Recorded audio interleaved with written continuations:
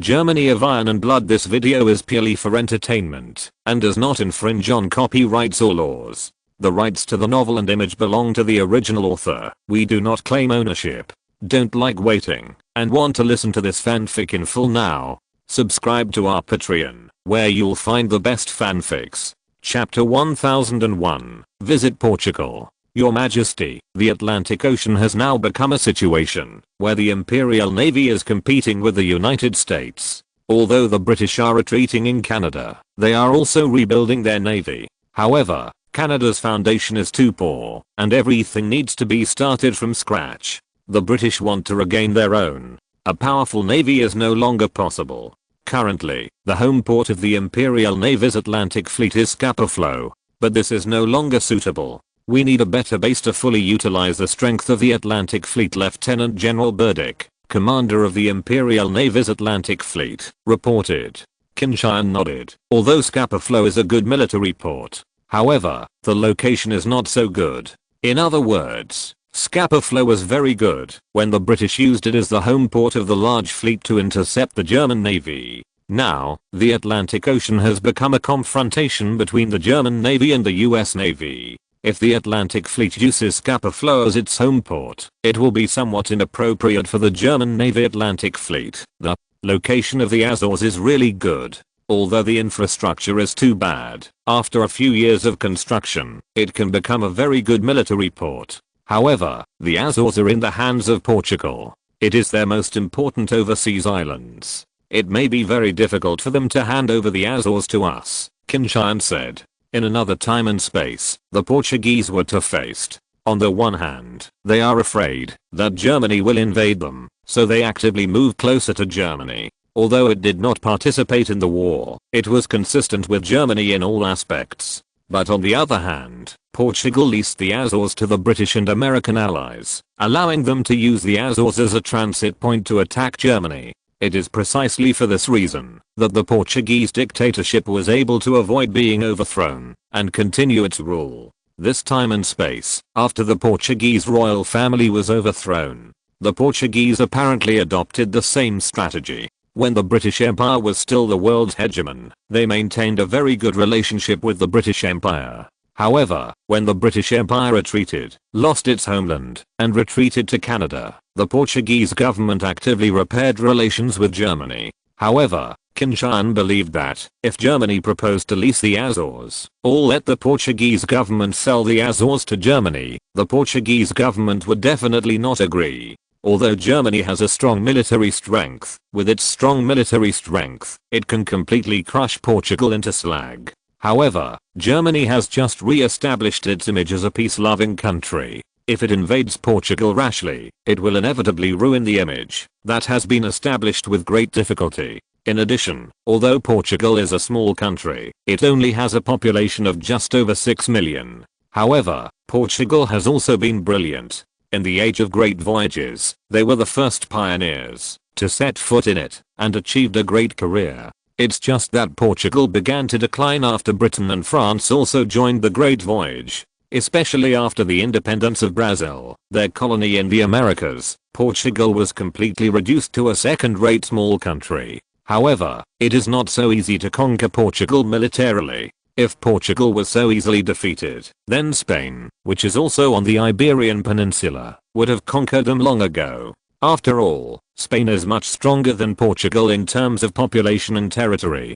Qin Tian did not hope that after the German army invaded Portugal, it would turn it into a quagmire of war. After all, although the German army is strong, the Portuguese will always resist. The German army can't kill all the Portuguese. Your Majesty, can we obtain the Azores through lease? Said Marshal Reinhard Scheer, Secretary of the Navy. As the confrontation between Germany and the United States becomes more and more intense, the German Navy is increasingly hoping to obtain a naval base in the East Central Atlantic. In that case, they will have greater strategic depth and room for maneuver. In addition, on the Azores, not only a military port can be built, but also an airport can be built to deploy aircraft. In this case, if the United States wants to attack the European continent, it may first have to find a way to remove the mail of the Azores. Otherwise, they have to worry about their own back all the time. Qin Tian thought for a while, then nodded. It can be leased. However, the rent cannot be too high. If the Portuguese government allows it, the lease period should be set at 99 years. Of course, if it can be rented at one time it would be the best. If the Azores were purchased. Yes, Your Majesty. Marshal Rian Hadshir and Lieutenant General Burdick both nodded. However, they also knew that it would be very difficult for Portugal to give up the Azores. Watch it. It's up to you to visit Portugal and discuss this matter with the Portuguese government. It is best to let them sell the Azores to us. If not, then lease it. Qin Tian said. Yes, Your Majesty. However, if we want to buy the Azores, how will the price be set? If we want to lease, how will the rent be calculated? Watcher asked. If you buy it at one time, the price should not exceed 500 million marks. If you rent it, it should be 10 million marks per year. Qin Tian said.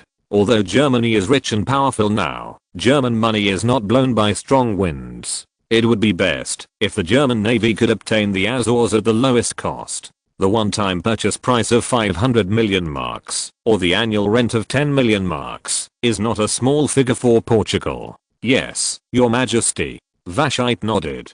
Everyone, it would be best if we could obtain the Azores from Portugal through peaceful means. However, if Portugal rejects our proposal, then we may need to use other methods to obtain the Azores. Sore Islands. I hope that the cabinet and the military can come up with a plan. Qin Tian said. Qin Tian also hoped to be able to make two-handed preparations when he did this. Only in this way will the empire be able to get what it wants. Yes, Your Majesty. The military and political officials of the empire replied one after another. On November 2, 1918, German Foreign Minister Wachter arrived in Lisbon for an official visit to Portugal. Chapter 1002, German Intentions. In the Age of Discovery, Portugal, as a pioneer, also obtained an extremely vast colony. Brazil in South America was all colonized by Portugal. In addition, in Africa and Asia Portugal also has many colonies. From these colonies, Portugal can obtain a large amount of income every year. It can be said that Portugal in that era was undoubtedly very wealthy. However, the good times did not last long. Following Brazil's independence, Portugal immediately lost its largest colony and began to decline continuously. Now, it has become a dispensable small country. In addition, the Portuguese royal family expropriated and extorted money, which aroused public resistance. In 1910, a revolution broke out in Portugal. The royal family was overthrown, and a republic was established. The current president and prime minister of the Portuguese government are both held by Sidonio Pace, so it can be said that they are in control. But unfortunately, Portugal is just an insignificant small country. For the sake of national security, they can only express obedience and submission to Germany when Germany dominates the world. It's just that Portugal has always been friendly with the British Empire. In addition, although Germany dominates the world, the strength of countries such as the United States is also very strong. It is very difficult to say whether Germany's hegemony can be maintained forever. Therefore, the Portuguese government has always been good at hedging their bets. They will fall to whichever side is stronger. In this case, it will undoubtedly ensure that Portugal's interests will not be damaged. German Foreign Minister Wachter's visit to Portugal is undoubtedly a big event for Portugal. Before Wachter's arrival in Lisbon, Portuguese President and Prime Minister Sidonio Pace convened senior government officials to discuss how to deal with the visit of the German Foreign Minister. Gentlemen, the arms control conference hosted by the Germans 2 months ago ended without a problem. Both the United States and the island countries are strongly opposed to Germany. It can be seen that the future situation in the world will continue to be tense. But at this juncture, Germany has sent diplomats to the minister, is visiting our country. Obviously, this is definitely not that simple. Sidonio Pace looked solemn. As the leader of a small country, although Sidonio Pace enjoys the taste of holding power, but at the same time, he also knows that the pressure on his shoulders is very heavy. Especially in front of a world hegemon like Germany, a little carelessness may bring disaster to the Kingdom of Portugal. With the strength of Germany, a little finger may be able to crush Portugal. Your Excellency, no matter what, Germany is the overlord. The whole of Europe, or the entire Eastern North Atlantic region, belongs to the sphere of influence that Germany absolutely controls. If we turn against Germany, the consequences will be very serious. Minister of Foreign Affairs Castro said. Sidonio Pace nodded. Indeed, this is what he was worried about. In the face of a powerful Germany, Portugal is too weak, so weak that it doesn't even have the qualifications to resist. Your Excellency, Portugal is just a small country. With our strength, we can't play any role in the game of great powers. Therefore, it is difficult to imagine what the Germans' intentions are. The Secretary of the Army said, Your Excellency, it is really difficult for us to guess the intention of the Germans to send the foreign minister to visit Portugal this time. Is there anything else in Portugal that the Germans should pay attention to? Anyway, after the German foreign minister arrives in Portugal, the answer will be it has been revealed. At that time, it is not too late for us to discuss the solution. The Minister of Finance suggested.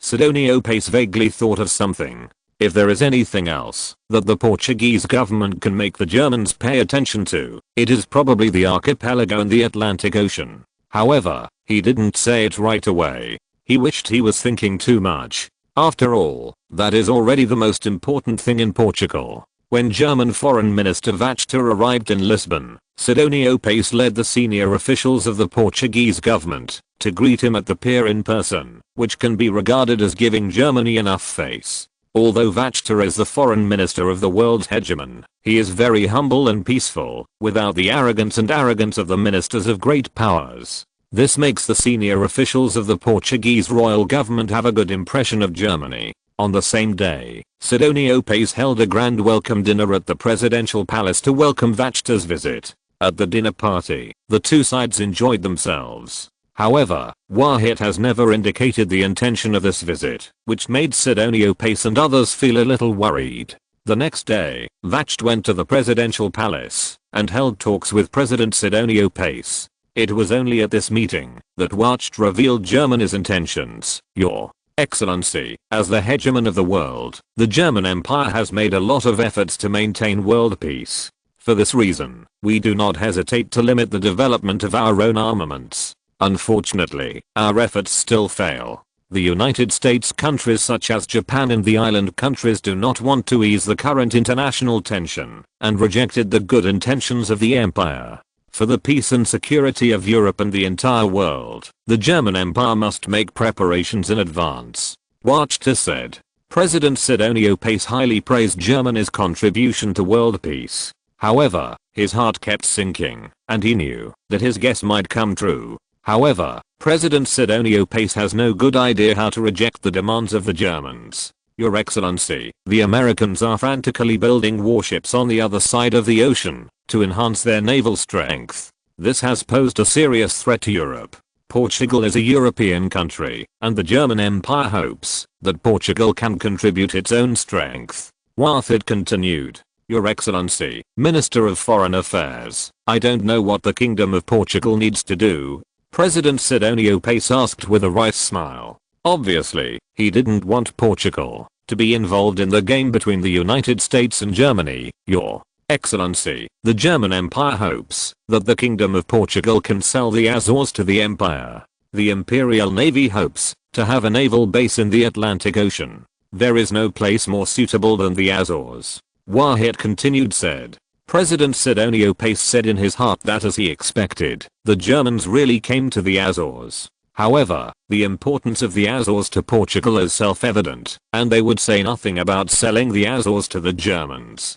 Chapter 1003, Dilemma. Your Excellency, Minister of Foreign Affairs, the Azores is an inherent territory of the Portuguese Republic, and the people will not accept the government selling the Azores. If the government decides to sell the Azores without authorization, it will definitely cause strong dissatisfaction among the people. In that case, the government will be under a lot of pressure, said President Sidonio Pace. He obviously didn't want to sell the Azores, but in order to avoid angering Germany, he had to blame Portugal's public opinion. Wahid frowned, and then said, the German Empire is very sincere about this. We can buy the Azores at a price of 300 million marks. The current Azores has almost no development potential. The price is already very reasonable. President Sidonio Pace admitted that Portugal is currently short of money and under great financial pressure. 300 million marks is already a huge sum of money for Portugal. Moreover, he also believes that if Portugal really intends to sell the Azores, it can further negotiate with Germany. In that case, the price can be further raised on this basis. It's just that Sidonio Pace really doesn't want to sell the Azores. This will involve Portugal in future wars. Once Germany also wins the war in the future, it is okay to say that Portugal can get a certain benefit from it. But what if Germany lost the war? Portugal, which was tied to the German chariot, will definitely become the target of liquidation by the United States and other countries. At that time, Portugal will pay a heavy price. Sidonio Pace still hopes that Portugal can continue to maintain neutrality, and the Azores are in their hands, and they can also be sold for a price, and even become a bargaining chip, to curry favor with the victorious powers after the war situation becomes clear. Your Excellency, Minister of Foreign Affairs, I need to discuss with the cabinet. However, I believe that most people will not agree to sell the Azores. The Azores are an inalienable territory for us, Sidonio Pace said.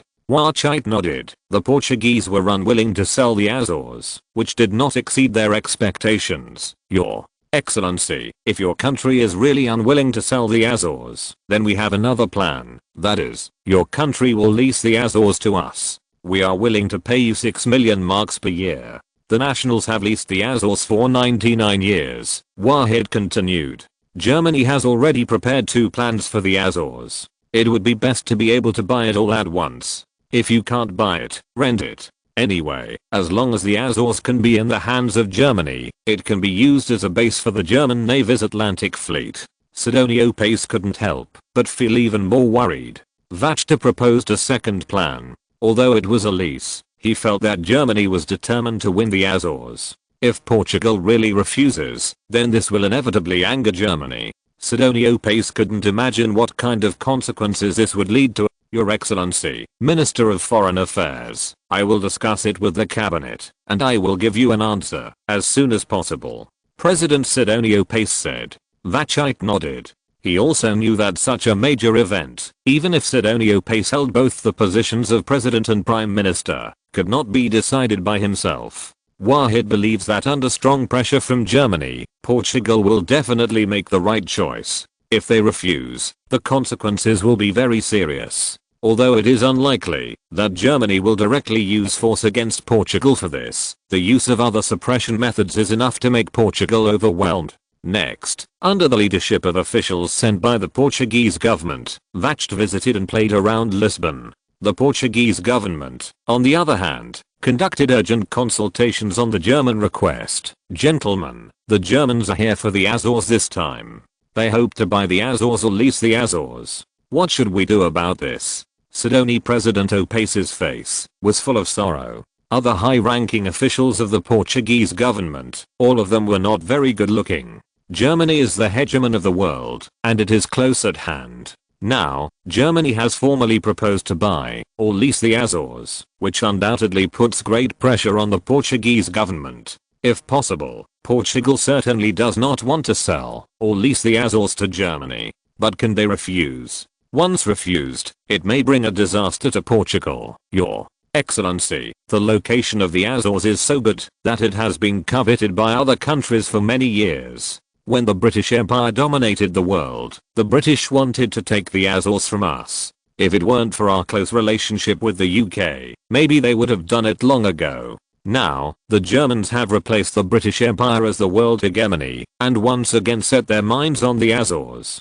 Our strength is too small. I'm afraid we won't be able to defend the Azores at all. Foreign Secretary Castro said. Yes, Your Excellency. The confrontation between Germany and the United States is becoming more and more intense. The Germans want to gain an advantage in the confrontation. Therefore, they want to establish a military base on the Azores. In this case, they will being able to obtain an important forward base on the Atlantic Ocean, can expand its power to the mid-Atlantic. At that time, the Americans will be at a disadvantage. This time, since the Germans have already made a request, it may be difficult for them to cancel this request, said the Secretary of the Navy. However, if we really sell or lease the Azores to the Germans, it will be tantamount to boarding the Germans. Although Germany is very strong now, the strength of the United States is also not weak. In the future I'm afraid that it is hard to say who will win the war. If we agree to the demands of the Germans, and they win the future war, then we can use this to continue to maintain our close relationship with Germany.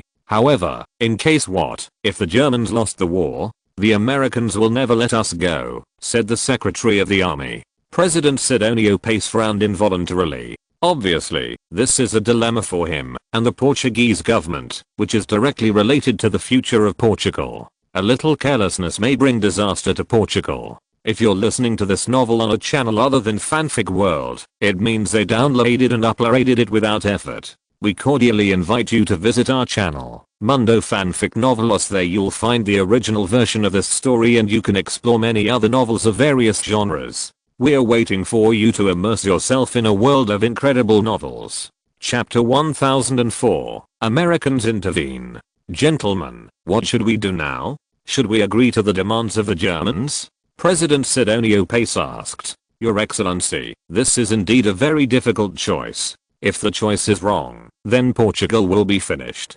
Foreign Minister Castro said. It would be great if the Azores were not our territory. The Minister of Finance sighed. Other senior officials of the Portuguese government also shook their heads and smiled dryly. This may be the helplessness of the small country. The geographical location of the Azores is very important. If it is in the hands of a big country, it will be an important base. But for a small country like Portugal, to have such an important strategic location as the Azores, that would be a disaster rather than luck. Your Excellency, can we find a way to delay it first, and wait for a while to see the situation? Castro suggested. President Sidonio Pace couldn't help but shine. This is a good way. Of course, there is no way around this. Then, we will start negotiations with the Germans. The price they give is to pay us 300 million marks for purchase. If it is leased, it will be 6 million marks a year for 99 years. We are in these two plans negotiate with the Germans and stall for time, said President Sidonio Pace. Yes, Your Excellency the President. The senior officials of Portugal replied. However, the sadness on everyone's faces did not dissipate. After all, even if delaying tactics are used to delay time, it cannot be delayed indefinitely. Once the patience of the Germans is worn out, the Germans will inevitably force the Kingdom of Portugal to make a choice. At that time, they have no way to delay any longer. The next day, Portuguese Foreign Minister Castro officially started talks with German Foreign Minister Vachta. Your Excellency, Minister of Foreign Affairs, I don't know what your country is thinking about. For the security and peace of Europe, Portugal will sell or lease the Azores to the German Empire. This is also very beneficial to you. For the Kingdom of Portugal, the 100 million is enough to improve the poor financial situation of the Kingdom of Portugal, Wahid said. Your Excellency, Minister of Foreign Affairs, 300 million marks is indeed a lot. However, the important strategic position of the Azores is obvious. We believe that, if the Azores are to be sold, 300 million marks are far from enough. Strauss said. Vacht was overjoyed. Although the Portuguese seemed to want to take the opportunity to increase the price, as long as they were willing to talk, it would be a good thing. It's better than the Portuguese directly refusing to talk about it. Your Excellency, Minister of Foreign Affairs, if you think the price of 300 million marks is not appropriate, then the price can be raised a little more. In this way, we will increase it by another 50 million marks. What do you think? The German Empire is very concerned about this. Sincere, Wahid said with a smile. Although, the German side performed very well, which made Castro somewhat at a loss as to how to proceed with the conversation. However, the original intention of the Portuguese government is not to really want to reach this deal, but to use this to delay time. The two sides are constantly haggling on the issue of price. In the end, Wahid raised the price to 500 million marks. However, Castro still did not let go. This made Wahid a little dissatisfied. After all, the highest price given by Germany was 500 million marks. If it exceeds this price, the German side will not accept it. Although, 500 million marks is nothing to the rich and powerful Germany. But the German government didn't want to be taken advantage of by the Portuguese. Castro just took this opportunity and proposed to simply discuss the lease period and rent if the Azores were leased. For a few days, Vachta discussed this with Castro.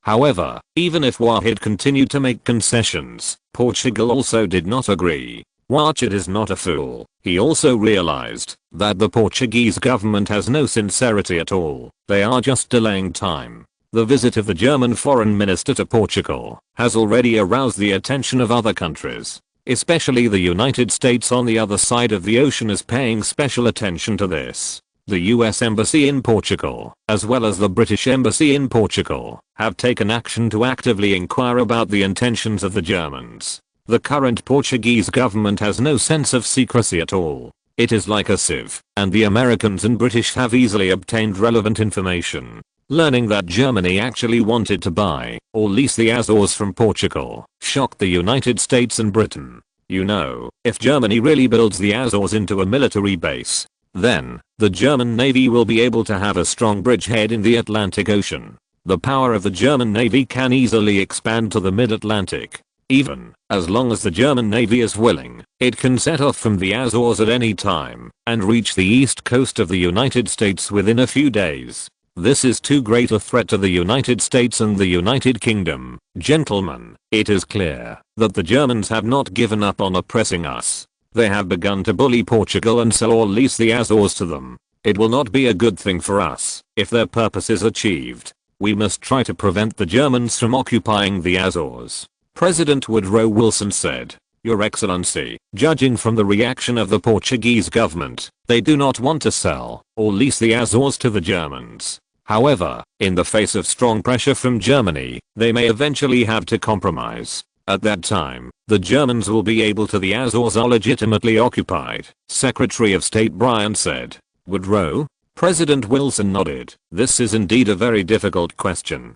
Portugal is just a small European country, and Germany is already the world's hegemon. In the face of Germany's request, it may be difficult for Portugal to say no, and it dare not say no. In that case, Portugal may eventually have to compromise. Your Excellency, the Germans have just stated to the world that they are working for peace. So, on the issue of Portugal, I'm afraid they have no intention of using force. If we can give Portugal some support, maybe we can strengthen their confidence," Admiral Daniels said. President Wilson's eyes lit up, and he immediately asked the embassy in Portugal to take immediate action to express support to the Portuguese government on behalf of the United States. Chapter 1005, Refused. Your Excellency, even if we express our support for the Portuguese government, in fact, the support we can provide them is still very limited. Therefore, it may be difficult to prevent them from selling or leasing the Azores to Germany.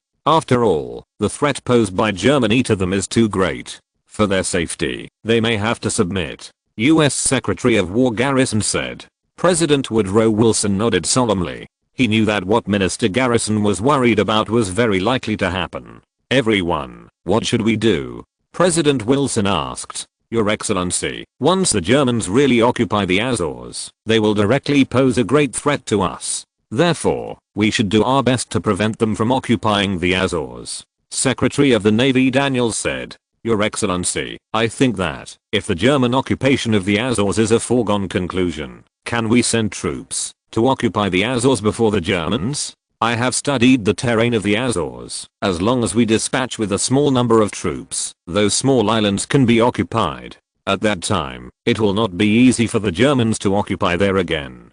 Garrison continued.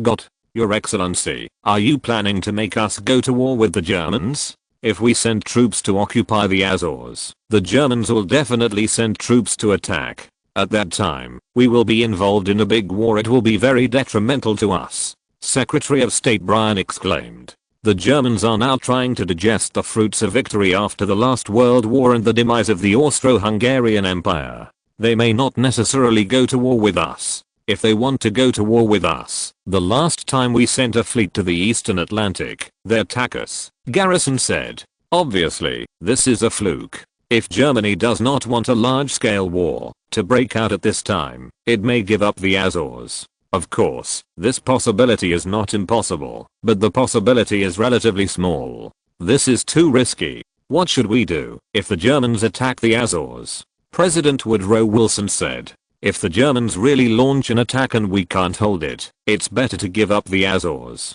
I believe that, even if a war breaks out, the scale of the war will definitely be controlled around the Azores. German people won't be stupid enough to attack our homeland.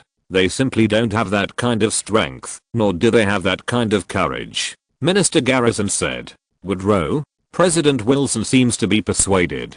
After all, although such a plan is a bit risky, if it succeeds, they will be able to gain a bridgehead in the east-central North Atlantic Ocean. At that time, it will be relatively easier to attack the European continent. This plan can be considered. If the Germans really want to occupy the Azores, we can try it. However, the prerequisite is that the scale of the war can only be limited to the Azores. President Woodrow Wilson said. Yes, Your Excellency the President. Garrison, Daniels and others replied. After the meeting, the US government immediately issued an order to the embassy in Portugal, asking the ambassador to Portugal to contact the Portuguese government immediately, hoping that the Portuguese government could refuse to sell or lease the Azores to the German Empire. The US ambassador to Portugal urgently met with Portuguese Foreign Minister Castro and told him the attitude of the US government. Your Excellency, the United States of America hopes that the Portuguese Republic will remain neutral in the confrontation between us and Germany, instead of getting involved and providing convenience to Germany. In this case, there is no benefit for the Portuguese government, said the American ambassador. Your Excellency, we don't want to sell or lease the Azores to the Germans, but Germany has exerted strong pressure on us, and we simply cannot resist their pressure. Castro looked innocent. For the Portuguese, it is true that people sit at home and disaster comes from heaven. They just want to live their own small life and don't want to get involved in the great powers' struggle for hegemony. But unfortunately, those big countries seem to be unwilling to let them go. Your Excellency, you can completely reject the Germans. In that case, the Germans will not do anything to you. The Germans have just established an image of maintaining world peace in front of the whole world. I think they are not willing to slap yourself in the face immediately, said the US ambassador. Castro's eyes brightened, but he was still a little worried. Minister, if the Portuguese government finally sells or leases the Azores to Germany, then it will be an enemy of the United States of America. Although Germany is the world's hegemon, the United States is not easy to bully. Especially Germany now it is almost an enemy of many big powers. The future war will inevitably be a war in which many big powers unite to besiege Germany. At that time, Germany may not be able to win. If Portugal gets on the German chariot because of this, then once Germany, Your Excellency should be very clear about what defeat means. The American ambassador began to threaten Castro. Castro could not help but smile wryly. This is undoubtedly what the Portuguese government is worried about. If this were not the case, they would have sold or leased the Azores to Germany long ago. Minister, I hope your government can think about it carefully and don't make a decision lightly. After all, this is about the future of Portugal. The American ambassador continued. After seeing off the American ambassador, Castro went to the presidential palace and reported the situation to President Sidonio Pace.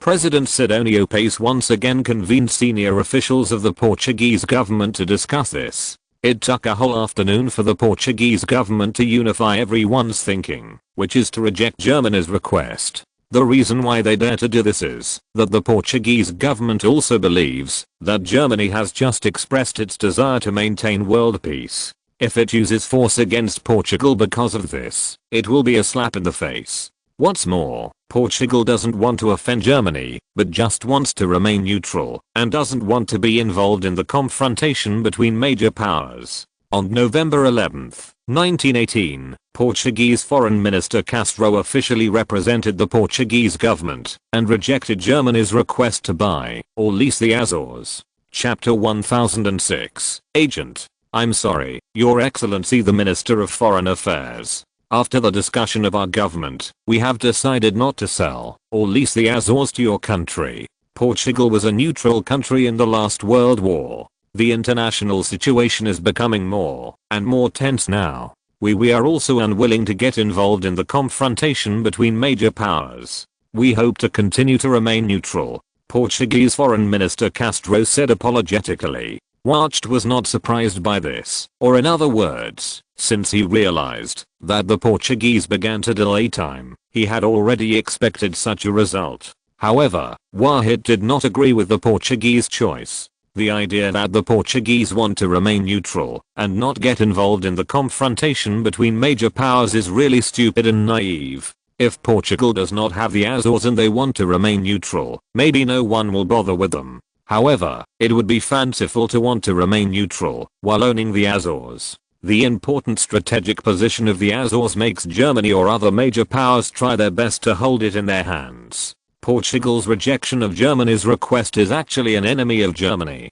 The German Navy has decided that it must take the Azores. Originally, they hoped to buy or lease the Azores in a peaceful manner. However, this was rejected by the Portuguese government. Then, Germany will do whatever it takes to capture the Azores. This will definitely not be a good thing for Portugal. His Excellency, Minister of Foreign Affairs, you are rejecting the goodwill of the German Empire. Wacht said. Your Excellency, Minister of Foreign Affairs, the Portuguese Republic does not mean that. We just want to remain neutral, Castro said. However, Wacht did not waste any more words. He left the Kingdom of Portugal directly and returned to Germany in a ship of the Atlantic Fleet. Your Excellency, the German Foreign Minister has left. However, it can be seen that he is very angry. I think this time we have completely offended the Germans. This may cause trouble for us. Yes.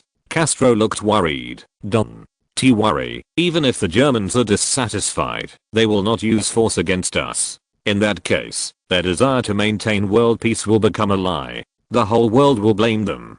Sidonio Pace said the president. I hope so. Castro said. He always thought that things would not be so simple. The Germans are clearly determined to win the Azores this time. How could they back down like this? In that case, it would be too inconsistent with the German behavior style. When German Foreign Minister Wacht reported to China the news that Portugal refused to sell or lease the Azores to Germany, Emperor Qin Tian immediately summoned the military and political ministers of the empire. Everyone, the rulers of Portugal finally made a stupid decision.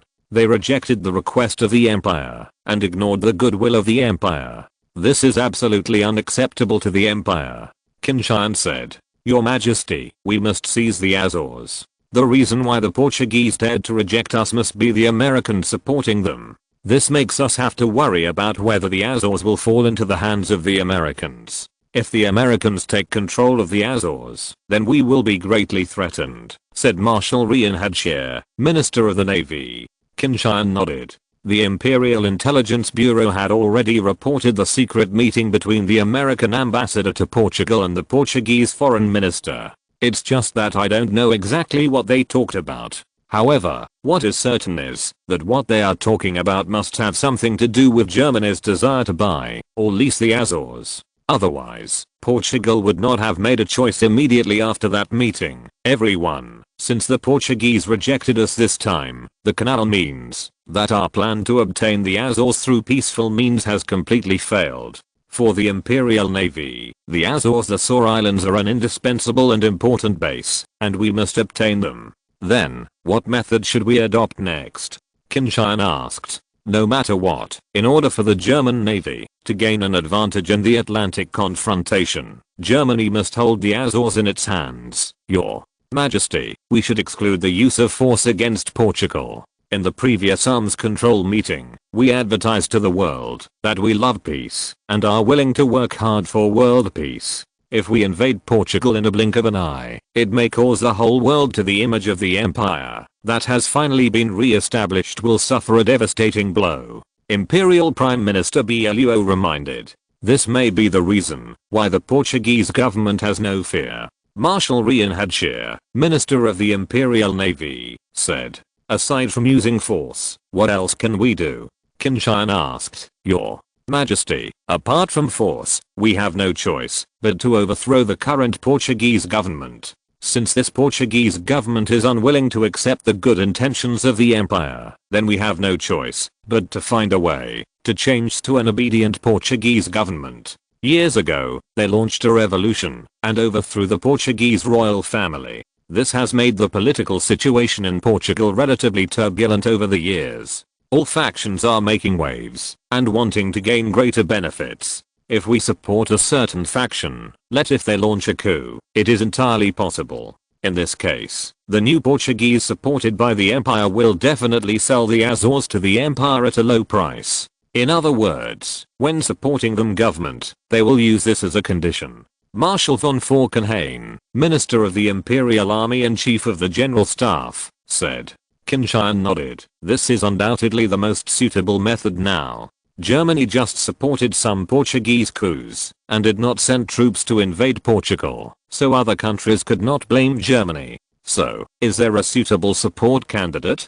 Qin Tian asked. According to the information we have received, the Minister of the Portuguese Army, the Chief of Staff of the Army, and a colonel named Carmona are all candidates for support. They control most of the Portuguese army. We can fully support them in launching a military coup and establishing a military coup. Military dictatorship, said Marshal von Falkenhayn. Then send someone to contact them. Qin Tian said.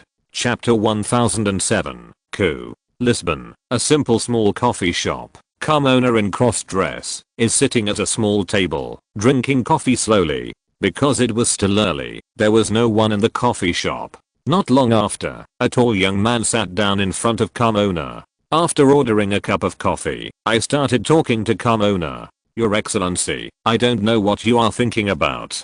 The young man asked. He was Mendes, the military attaché at the German embassy in Portugal. Before, Mendes had already contacted Carmona, as well as Army Secretary Cabecedas and Army Chief of Staff da Costa. He revealed to them that Germany intends to support them in launching a coup. This makes Cabecedas and da Costa very interested. If they can overthrow the current government and become the leader of Portugal, it is undoubtedly their dream. In another time and space, it was these soldiers who overthrew the Portuguese government a few years later and established a dictatorial government ruled by soldiers. Carmona, on the other hand, came from behind and ruled Portugal dictatorially for more than 20 years. Your Excellency, the Minister and the Chief of Staff are very interested in your proposal. However, if we launch a military coup to overthrow the current government, the Portuguese society may fall into turmoil. In that case, it will affect the whole of Portugal. Both did a lot of damage, Carmona said. If you act fast enough, you should be able to calm down the political situation in Portugal soon. We can provide you with a batch of weapons and funds for this coup. Mendes said. Your Excellency, I don't know how much help the German side can provide us. Carmona asked. 20 million imperial marks. And enough equipment to arm 2 infantry divisions. Mendes said. Portugal's total population is only over 6 million, and the number of troops is not large. The combined army and navy are less than 100,000. Carmona and others can control 80% of the Portuguese army. If they launch a military coup, no one can stop them at all. 20 million marks and the equipment of 2 infantry divisions made Carmona very satisfied. Germany's support for them is undoubtedly very great. If a military coup is launched, the probability of success will be very high. So, what does Germany need? Carmona asked. Azores. We hope that after your military coup is successful, you can sell the Azores to the empire. Of course, the price will satisfy you. In the previous negotiations between our foreign minister and the Portuguese government, the Azores, the offer for the archipelago has been raised to 500 million marks. If you have no objections, then the empire hopes to buy the Azores at this price. I believe that, if you have this amount of funds, you will be able to pacify Portugal. Mendes said. Your Excellency, I will report to Your Excellency the Minister and the Chief of Staff. After Carmona finished speaking, he drank the coffee in his cup and left the coffee shop. There was a smile on the corner of Mendes' mouth. He believed that the conditions they gave would definitely interest these soldiers in Portugal. In this way, once the military coup they launched is successful, Germany will be able to easily obtain the Azores. If, before the Portuguese government agreed to sell the Azores to Germany, Germany would not need to engage in these small tricks. But who made the Portuguese government wholeheartedly want to be a fool and have both sides? That is absolutely unacceptable to Germany. After Carmona went back, he immediately reported the conditions proposed by the German side. to Minister of the Army Cabezas and Chief of Staff of the Army Da Costa. The funds of 20 million marks and the equipment of 2 infantry divisions can make our military strength stronger. If we launch a coup, the government will have nothing to do with us. Staff Da Costa is obviously moved up. Do the Germans really only want the Azores and not interfere in Portugal's internal affairs? Cabezas asked. What he worried about was that after the successful coup d'etat, Germany would take the opportunity to interfere in Portugal's internal affairs. In that case, they might become puppets. And this is also unacceptable to them. Rather than that, it is better to maintain the status quo. The Germans guaranteed that they only want the Azores. Moreover, they didn't want the Azores for nothing, but bought the Azores from us for 500 million marks. Carmona continued. The Azores is in our hands. It is simply a time bomb. The Germans and the Americans will put pressure on us for this. It is better to sell it to the Germans in exchange for 500 million marks. That is for us. It's a huge amount of money. With this huge amount of money, we can do a lot of things. Da Costa said.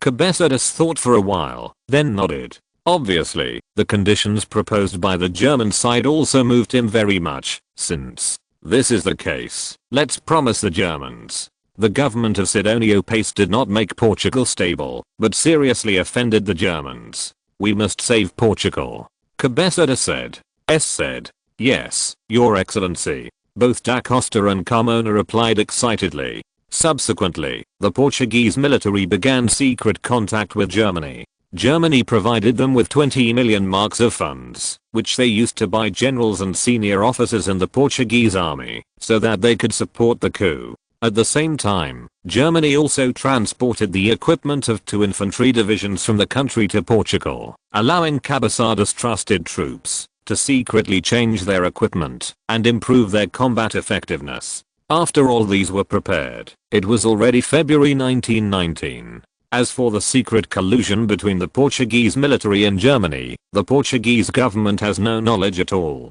Perhaps it was because Germany did not reveal anything after being rejected, which paralyzed the Sidonio Pace government, thinking that Germany had given up its plan to occupy the Azores. They never expected that Germany's counterattack was faster and more ruthless than they expected. On February 8, 1919, a mutiny occurred in the barracks of the 1st Infantry Division of the Portuguese Army outside Lisbon. Subsequently, the army entered downtown Lisbon and captured the presidential palace, Prime Minister's office and other government agencies. President Sidonio Pace and other senior officials of the Portuguese government were all arrested. Army Minister Cabezas announced that Portugal has entered a state of emergency and he will temporarily exercise presidential power. Chapter 1008. Get what you want. Portugal has a coup d'etat and the military has taken control of the government, shocking the whole world. Still, it doesn't seem like a big deal, given Portugal's similar coup that overthrew royal rule 9 years ago.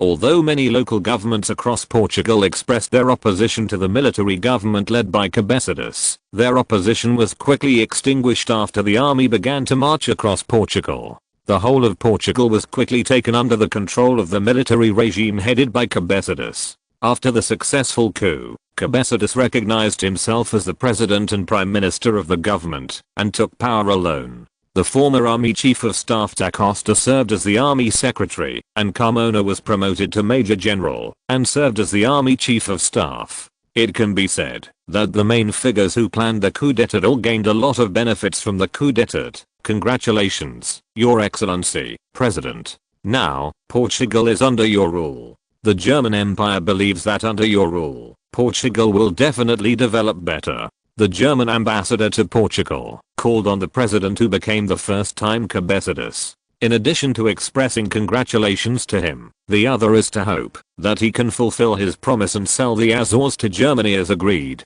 After all, Germany supported their coup in order to buy the Azores from them. Ambassador, thank you for the support of the German Empire. Otherwise, our coup would not be so easy to succeed. Cabezas smiled. The funds provided to them by Germany enabled them to secretly buy many generals and officers to support the coup. The equipment of the 2 infantry divisions provided by Germany has greatly increased the strength of their direct troops. Due to their strong strength, other forces had to choose to compromise. After all, if there is no compromise, once a civil war breaks out, they will not be able to fight it, and they will eventually involve themselves in it. Your Excellency, the German Empire regards Your Excellency as our friend. Of course, we will fully support our friends. However, Your Excellency, our country is very sincere in purchasing the Azores. Now, Your Excellency and the new government will also it is time to use money. The sale of funds from the Azores can quickly relieve the government of Your Excellency the President from financial pressure, said the German ambassador. Cabezas knew that the Germans were determined to win the Azores. This time they supported the coup in Portugal in order to also buy the Azores. However, after becoming president, Cabezas knew that if he really sold the Azores to the Germans, he would definitely be under a lot of pressure. Those opponents will definitely use this to attack him. At that time, this will make his rule turbulent. Therefore, it would be best if the Azores could not be sold. However, Cabezas knew that his coup was only successful with the support of the Germans. If he rejects the Germans, the consequences will be even more serious. I'm afraid that he will be overthrown by others immediately. The Germans could support him in overthrowing Sidonio Peace's government, just as they could support others in overthrowing his government. Your Excellency, I have thought about it for a long time. If we sell the Azores to your country, it will definitely cause a lot of resistance in the country. Therefore, I think we can lease the Azores to your country. The lease period and rent is negotiable, Cabezas said. The German ambassador couldn't help but frowned. The Portuguese's reaction made him very dissatisfied. Because the Portuguese clearly wanted to cross the river and tear down the bridge. Your Excellency, haven't we reached an agreement before? Said the German ambassador. Your Excellency, I'm doing this entirely to maintain the stability of my rule. If my rule is overthrown, I'm afraid that the agreement reached with your country will not be able to be fulfilled. Cabezas said. The German ambassador sneered and then said, Your Excellency should not worry about this. As long as the agreement is signed, I don't think any government dares to tear up the agreement. Cabezas knew that under the deterrence of Germany's powerful military power, even if his rule was overthrown, the new government would not dare to tear up the agreement. Okay, Ambassador. Let's sign the agreement tomorrow.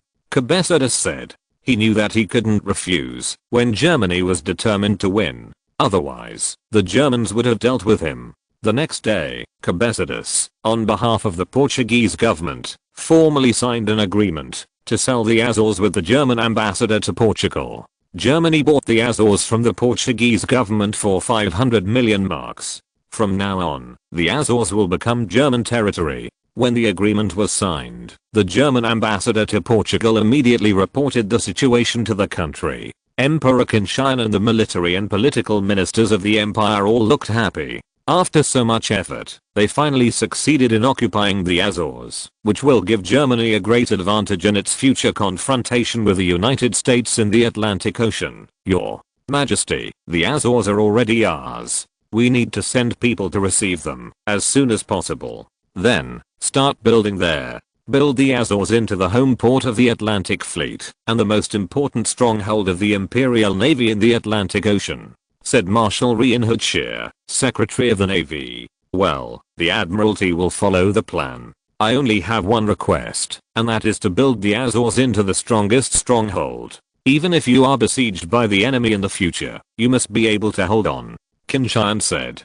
Qin Tian believes that once a future war breaks out, Germany may face multi-front warfare. In this case, Germany will have a shortage of troops on some fronts. At that time, it is inevitable that the Azores will be besieged by the Americans. Yes, Your Majesty. We will build enough coastal fortifications and airports on the Azores. No matter what kind of enemy they are, they will definitely not be able to conquer the Azores easily, Reinhard Scheer Marshal assured.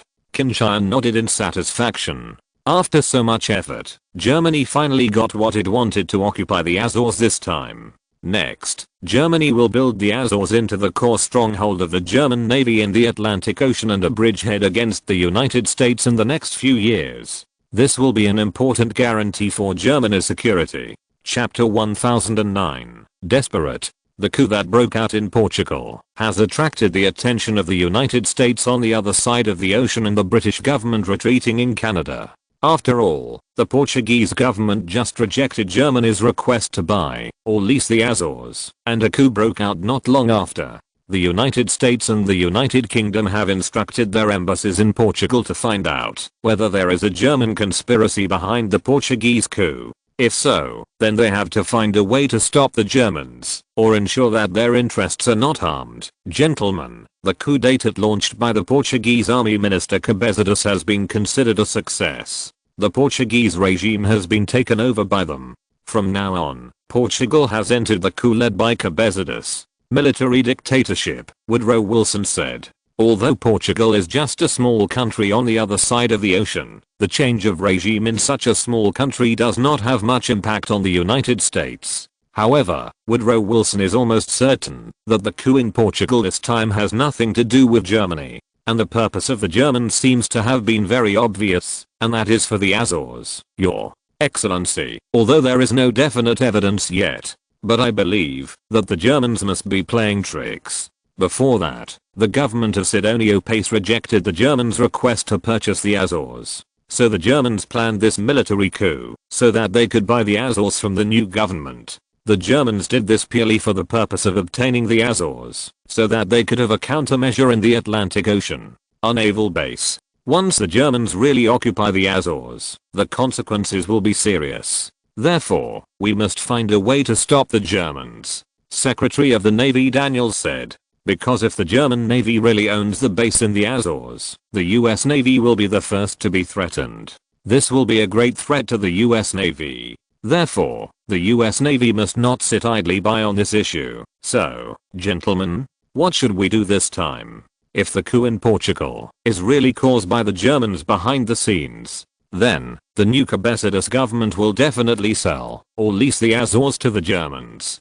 Then we shall not be able to prevent them from possessing the Azores, said President Woodrow Wilson. The senior officials of the US cabinet all looked unsightly. After all, after the Portuguese government has changed, they have no influence on the Portuguese government. Your Excellency, if it is really impossible to prevent the Germans from occupying the Azores, maybe we can consider the plan we proposed before. Secretary of War Garrison said suddenly. President Woodrow Wilson frowned immediately. Secretary Garrison's previous plan was to send troops to capture the Azores before the Germans could be prevented from occupying the Azores, resulting in a de facto occupation of the Azores. In this case, it may be possible to eliminate the threat to the United States after the Germans occupy the Azores. It is even possible to operate the Azores as a bridgehead to attack the European continent. What if the Germans use this as an excuse to go to war against us? President Woodrow Wilson undoubtedly worried about this. He is almost certain that if the United States really sends troops to occupy the Azores, the Germans will definitely not let it go. At that time, war will inevitably break out. Your Excellency, we have discussed this issue before. If the Germans really go to war with us, then we can try our best to control the scale of the war around the Azores. The scale of the war will not go beyond the Azores in this case. There is not much threat to us. I don't think the Germans will be stupid enough to attack our homeland. Minister Garrison said. Your Excellency, we can try it. Perhaps the Germans will acquiesce in our occupation of the Azores in order to avoid war with us. In that case, we will make money. If the Germans attack, we can also take the scale of the war is limited to the Azores. In this case, even if we lose, we will not lose too much. Minister Daniels also said. There is no doubt that the military's attitude is clear. They hope to gain an advantage in the Atlantic through a risky war. Although, there is a great risk in this. However, if successful, it will be of great benefit to the United States. Gentlemen, what's your opinion? Woodrow Wilson looked at the other senior cabinet officials. Your Excellency, we may try it. After all, if the scale of the war is limited to the Azores, even if it fails, it will not have much impact on us. We can afford it, said Treasury Secretary McAdoo. Your Excellency, although the risks are great, but also if successful, the rewards will be great. Therefore, I think we can give it a try. And, this is not just our business, it is best to bring the British into it, Secretary of State Blaine said. The British? How can they help? Their navy has no capital ships. Minister Daniels said. Although the British Navy has collapsed, they still have some small and medium-sized warships that can also participate in the war. In addition, we need to send troops to land in the Azores, and the British can also be useful in this regard. Lane continued. President Woodrow Wilson nodded. Since everyone agrees, let's implement it according to the plan of the Ministry of War. Inform the British side and let them participate. At least, when sending troops to land in the Azores, they need join in. Yes, Your Excellency the President. The senior cabinet officials of the United States replied one after another. Gentlemen, for the American Republic, this time is not only a threat, but also an opportunity. Hope God can bless us. President Woodrow Wilson said. God bless the American Republic. Everyone shouted. They all hope that this time they can have good luck. Chapter 1010, Tooth Extraction. Toronto, British Prime Minister's Office. Sir Edward Grey, the British Foreign Secretary, was briefing Churchill on the American proposal. Your Excellency, the United States has already concluded that the military coup in Portugal was caused by the Germans. It is expected that the Portuguese government will soon sell the Azores to the Germans. Once the Germans occupy the Azores, this is probably not a good thing for our two countries. At that time, the German Navy can use the Azores as a base and pose a direct threat to us. Sir Edward Grey said with a serious face. The expression on Churchill's face was also very serious. As the British Prime Minister and former Secretary of the Navy, he certainly knew the important strategic position of the Azores in the Atlantic Ocean. At the beginning, when the British Empire dominated the world, the strategic position of the Azores was not high. At that time, no country could stand against the Royal Navy of the British Empire. However, it is completely different now. The British mainland fell, and the British government could only hide in Canada. Although the US Navy has been vigorously developing its navy, their naval strength is still much worse than that of the German Navy. If Germany builds the Azores into a naval base, then the navies of the United Kingdom and the United States may be compressed in the Western Atlantic. At that time, let alone counterattacking the European continent, it will be very difficult to even enter the Eastern Atlantic Ocean. If you think about it with your toes, you can imagine that the military coup in Portugal was done by the Germans. But even if we know, what can we do? We have nothing to do with the Germans. Churchill said. Some helpless. The British Empire is now in decline. God bless if Germany doesn't cross the sea to attack them. Your Excellency, the Americans propose to take the first step to capture the Azores. Before the Germans react, it will become a fait accompli. In this case, we may occupy the Azores. Sir Edward Grey said. The Germans will allow us to occupy the Azores? This is almost impossible. Churchill frowned tightly. If the Germans don't want to go to war with the United States, they will suffer from being dumb. But if the Germans do not hesitate to go to war with the United States, then we may not be able to defend the Azores. However, the United States believes that, even if the Germans they also have the ability to control the battle around the Azores, if they launch an attack. In this case, even if the plan fails, the damage will not be large. Sir Edward Grey said. Churchill nodded. It is indeed possible to succeed, but the possibility is very small. Moreover, the risk is very high. Yes, Your Excellency Prime Minister. But the Americans still plan to try it. After all, if it succeeds, the benefits will be amazing.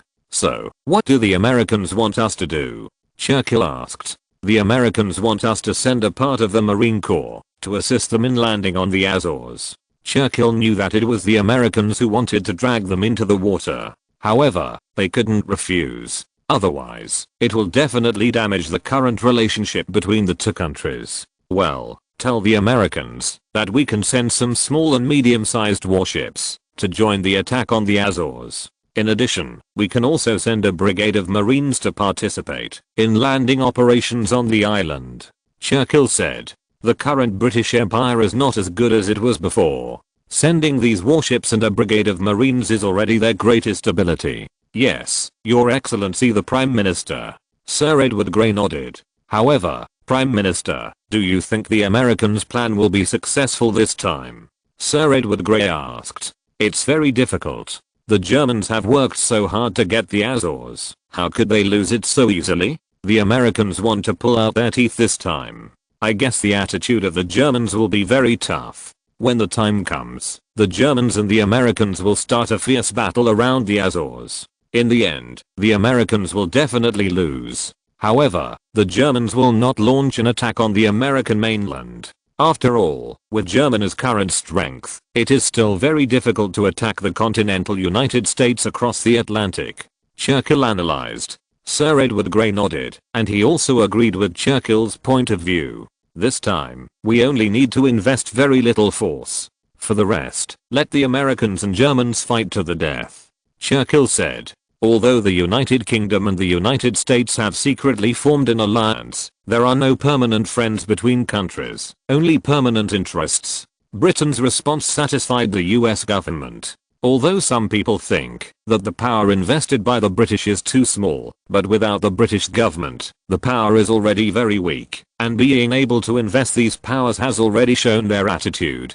President Woodrow Wilson issued an order requiring the Department of the Navy and the Department of War to launch operations to seize the Azores. On February 9, 1919, the day after the military coup in Portugal, the US fleet secretly left the military port. At the same time, the 1st Division of the US Marine Corps also boarded the ship and headed for the Azores under the **** of the fleet. Subsequently, the US determined government that the German government had signed an agreement with the Portuguese government to purchase the Azores, which made the Americans firmer in their determination to send troops to occupy the Azores by force. Although Germany bought the Azores from Portugal, it did not immediately send troops to the island. The Admiralty is inviting tenders to build a naval base and airfield on the Azores. At that time, the Atlantic Fleet will **** the ships full of machinery and workers to the Azores. As for the design plan, it has already been in place, and it is just waiting for implementation. I have to admit that it is precisely because of this negligence on the German side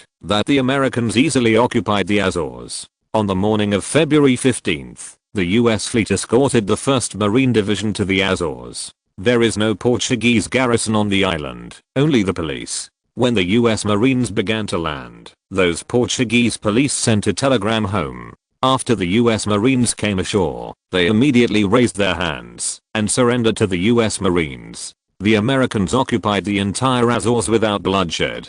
If you're listening to this novel on a channel other than Fanfic World, it means they downloaded and uploaded it without effort. We cordially invite you to visit our channel, Mundo Fanfic Novelos. There you'll find the original version of this story and you can explore many other novels of various genres. We're waiting for you to immerse yourself in a world of incredible novels.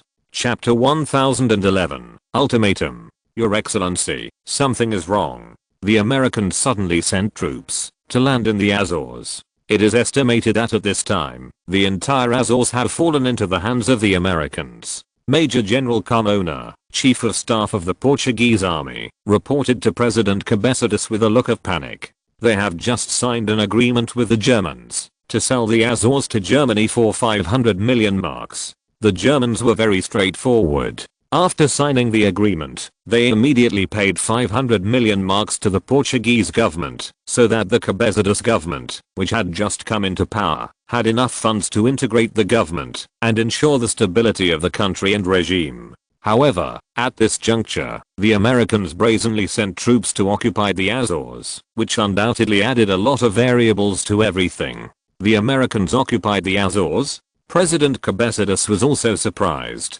However, then he thought that anyway, an agreement to sell the Azores had been signed with Germany, and even the money had already been obtained. Although the Azores have not yet been officially handed over, they no longer belong to Portugal, but to Germany. It's better for us not to get involved in the conflict between the Americans and the Germans. Anyway, the Azores is no longer our territory, so let the Germans have a headache. By the way, let the Ministry of Foreign Affairs wait a few hours later. Tell the Germans, President Cabecedas said with a smile. When the Azores were sold, President Cabecedas was not willing. Now that the Americans have forcibly occupied the Azores, he is even more happy to see the Germans and Americans beat out their pig brains in order to compete for the Azores. In this case, it can be regarded as letting him vent his anger. He deliberately delayed telling the Germans for several hours, in order to make the Americans as prepared as possible in the Azores. When the German army attacks the Azores, the German army will pay a greater price in the battle. Yes, Your Excellency the President, Major General Carmona replied. However, he answered quite simply. But in fact, Major General Carmona still has his own thoughts. President Cabezas was dissatisfied with the Germans, and this seemed to give him an opportunity. If he can get the support of the Germans, will he also have the opportunity to replace Cabezas and become the president of Portugal? As soon as he thought of this, Major General Carmona secretly sent someone to inform the German side first, telling them that the Azores were forcibly occupied by the Americans. At the same time, the reaction of President Cabezas was also disclosed to the German side by Major General Carmona. The German embassy in Portugal, after learning of this situation, did not dare to neglect and reported it to the country as soon as possible. This also allowed the Imperial Emperor Qin Tian to learn the news less than 2 hours after the US military forcibly occupied the Azores. Your Majesty, the Americans forcibly occupied the Azores. This is undoubtedly a plan to stop our navy. The Empire absolutely cannot tolerate such a thing happening. Imperial Foreign Minister Wahid said. After receiving the telegram from the embassy in Portugal, he immediately rushed to the palace to report to Qin Tian. Qin Tian's complexion also became very ugly. Originally, he thought that Germany planned the Portuguese coup and then bought the Azores from the Portuguese government so that the problem could be solved once and for all, and he could sit back and relax. However, I didn't expect that the Americans would come up with this trick and directly take the route of Germany's plan. Come on, let the Prime Minister, the Minister of War and the Minister of the Navy come to see me immediately. The Empire wants peace, and it doesn't want to go to war with the Americans so early. However, the Americans have repeatedly provoked the Empire, time after time breaking through the bottom line of the Empire once. If the Empire chooses to compromise again, can the Empire be regarded as the most powerful country in the world? This time, the Empire will never compromise again. The Americans want war, then give them war.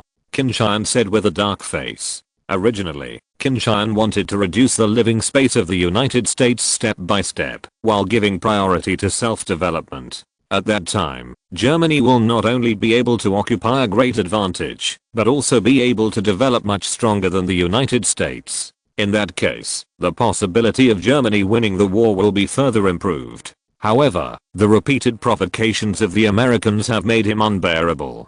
As the saying goes, clay figurines still have 3 points of anger, not to mention that Qin Tian is the emperor of the most powerful empire in the world, the German Empire.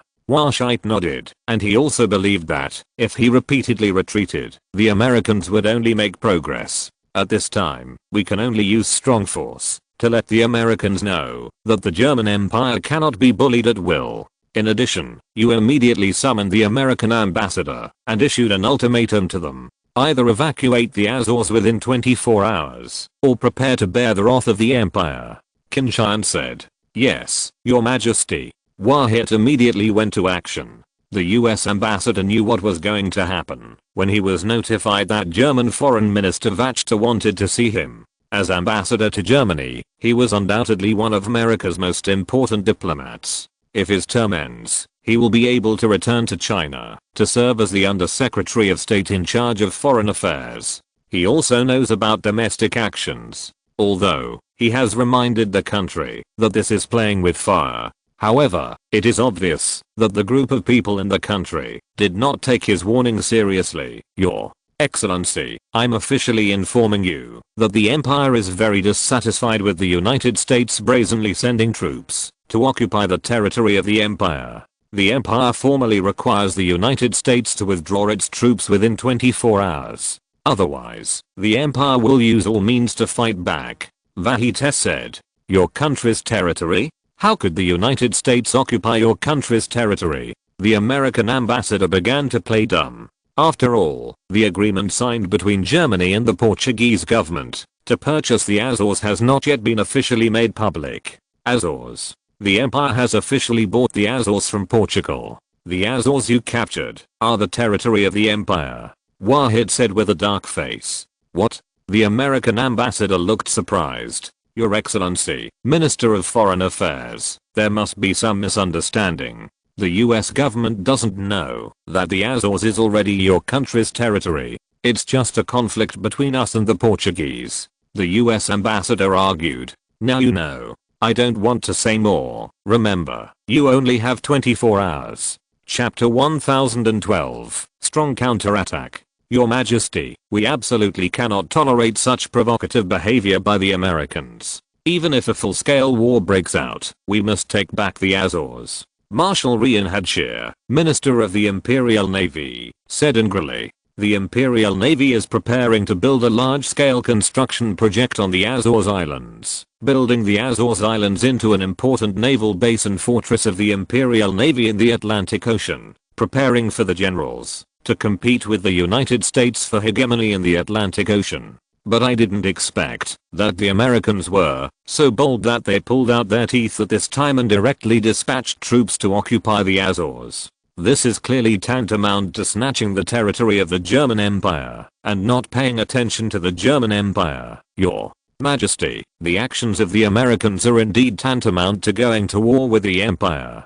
The Empire really cannot bear it. This time, the Empire must break the conspiracy of the Americans. Otherwise, the Empire Americans will only make progress. At that time, the Empire has to constantly deal with the American offensive again and again. The Imperial Prime Minister Bismarck also said, although the focus of the Empire at this time is still to develop the domestic industry and economy and to resolve social conflicts, making the German Empire a super empire with a developed economy and a strong industry. However, this does not mean that the German Empire can ignore external threats. The provocation of the Americans made the Empire have to pay back. Otherwise, it would be impossible for the German Empire to develop with peace of mind, not to mention defeating many powerful enemies in one fell swoop in future wars, and further maintaining their dominance. Your Majesty, although the current empire does not have the ability to cross the Atlantic Ocean and destroy the United States, however, it is still very easy to defeat their plot in the East and North Atlantic Ocean. Even if the US Navy can be severely damaged, they can also attack the east coast of the United States. Attack. Let the Americans taste what will happen after angering the Empire. Marshal Falkenhayn, Minister of War and Chief of the General Staff, also said.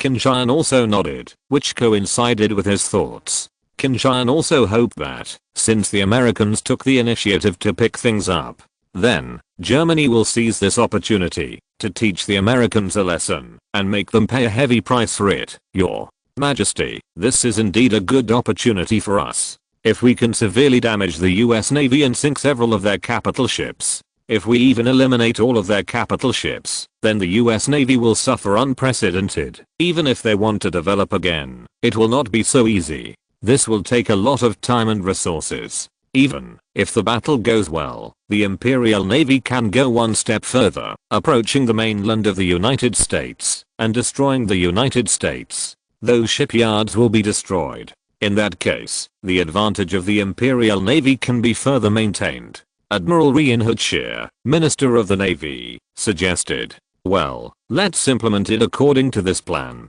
Around the Azores, severely damaged or even eliminate the main force of the US Navy. Then, send the Marine Corps to land on the Azores and take the islands back. If it goes well, the fleet go west, attack the east coast of the United States, focus on destroying their shipbuilding industry, and severely punish those Americans. Qin Tian said, yes, Your Majesty. All the ministers replied. If the American fleet is to be defeated, how many fleets does the Imperial Navy need to send to fight? Qin Tian asked. With the current situation of 11 capital ships in the US Navy, if the Empire wants to win, it is best to send the home fleet and the Atlantic fleet to fight. If you want to ensure that nothing goes wrong and win at the lowest cost, it is best to send an aircraft carrier to fight. Marshal Rian Hadshir said. Qin Tian couldn't help frowning. He didn't really want the power of the aircraft carrier to be revealed to everyone so early. In this case, all countries will increase their research on aircraft carriers. Although, Germany still occupies an absolute leading position in this field. However, if the performance of aircraft carriers and carrier-based aircraft in various countries continues to improve, then Germany may have to pay a greater price if it wants to win future wars. And this was undoubtedly what Qin Tian didn't want to see. Your Majesty, the strength of the Empire's aircraft carriers and carrier-based aircraft cannot be compared with that of the Empire. Even if they see the strength of the Empire's aircraft carriers and carrier-based aircraft, it is impossible to catch up with them in a short period of time if they increase their investment of the Empire. After all, the Empire has developed from the beginning to the present, but it has invested a lot of manpower and material resources to achieve its current achievements. This has made the Empire a considerable gap with other countries. They want to catch up, don't they? It's that easy. Besides, even now, the Imperial Navy's aircraft carriers and carrier-based aircraft are constantly improving, and they are not standing still. This makes it even more impossible for other countries to catch up with the Empire in this regard. Lay Marshal Inadshir said. He knew Qin Tian was worried, but he thought it was completely unnecessary. What's more, if the aircraft carrier can participate in the battle, it will allow the Imperial Navy to win the battle at a small cost. This is of great benefit to the German Navy. Qin Tian thought for a while, and this is indeed the truth. Germany has him who is equivalent to cheating, which allows Germany to avoid many detours in terms of aircraft carriers and carrier-based aircraft. Under his leadership, Germany has always invested heavily in this area. This makes it impossible for other countries to compete with Germany in this field. Okay, I allow the aircraft carrier formation to participate in the battle, Qin Tian said. He also hopes that after the aircraft carrier fleet enters the war, the German Navy can defeat the US Navy at a very small cost and win the war. In that case, it will be very beneficial for Germany to maintain its hegemony in the future. Yes, Your Majesty, Marshal Inadshir replied excitedly. Now, he is almost certain that the German Navy will be able to win. Subsequently, Germany immediately responded strongly to the United States' brazen occupation of the Azores. The German Navy's home fleet began to leave the naval port and headed for the Atlantic Ocean. After rendezvous with the Atlantic Fleet, it rushed to the waters of the Azores Islands. At the same time, the Imperial Navy's aircraft carrier fleet, a total of 6 aircraft carriers, also left the naval port under the cover of night and sailed into the vast Atlantic Ocean. The transport ship of the 1st Division of the Marine Corps will then set off. They will be responsible for landing operations on the island. Chapter 1013, American Determination. Your Excellency, the Germans have issued an ultimatum to us, asking us to evacuate the Azores within 24 hours. Otherwise, they will use all means to fight back, US Secretary of State Bryan said. Why in such a hurry? Didn't the ambassador to Germany explain to the Germans that this was a misunderstanding? President Woodrow Wilson said with a smile. The so-called misunderstanding is simply a joke, just to waste a little more time. In this way, the United States can be more fully prepared in the Azores. But it's a pity that the Germans don't seem to be fooled. The Germans reacted violently. They didn't listen to our explanation at all and made the request directly, as if they were giving an order. Bryan said.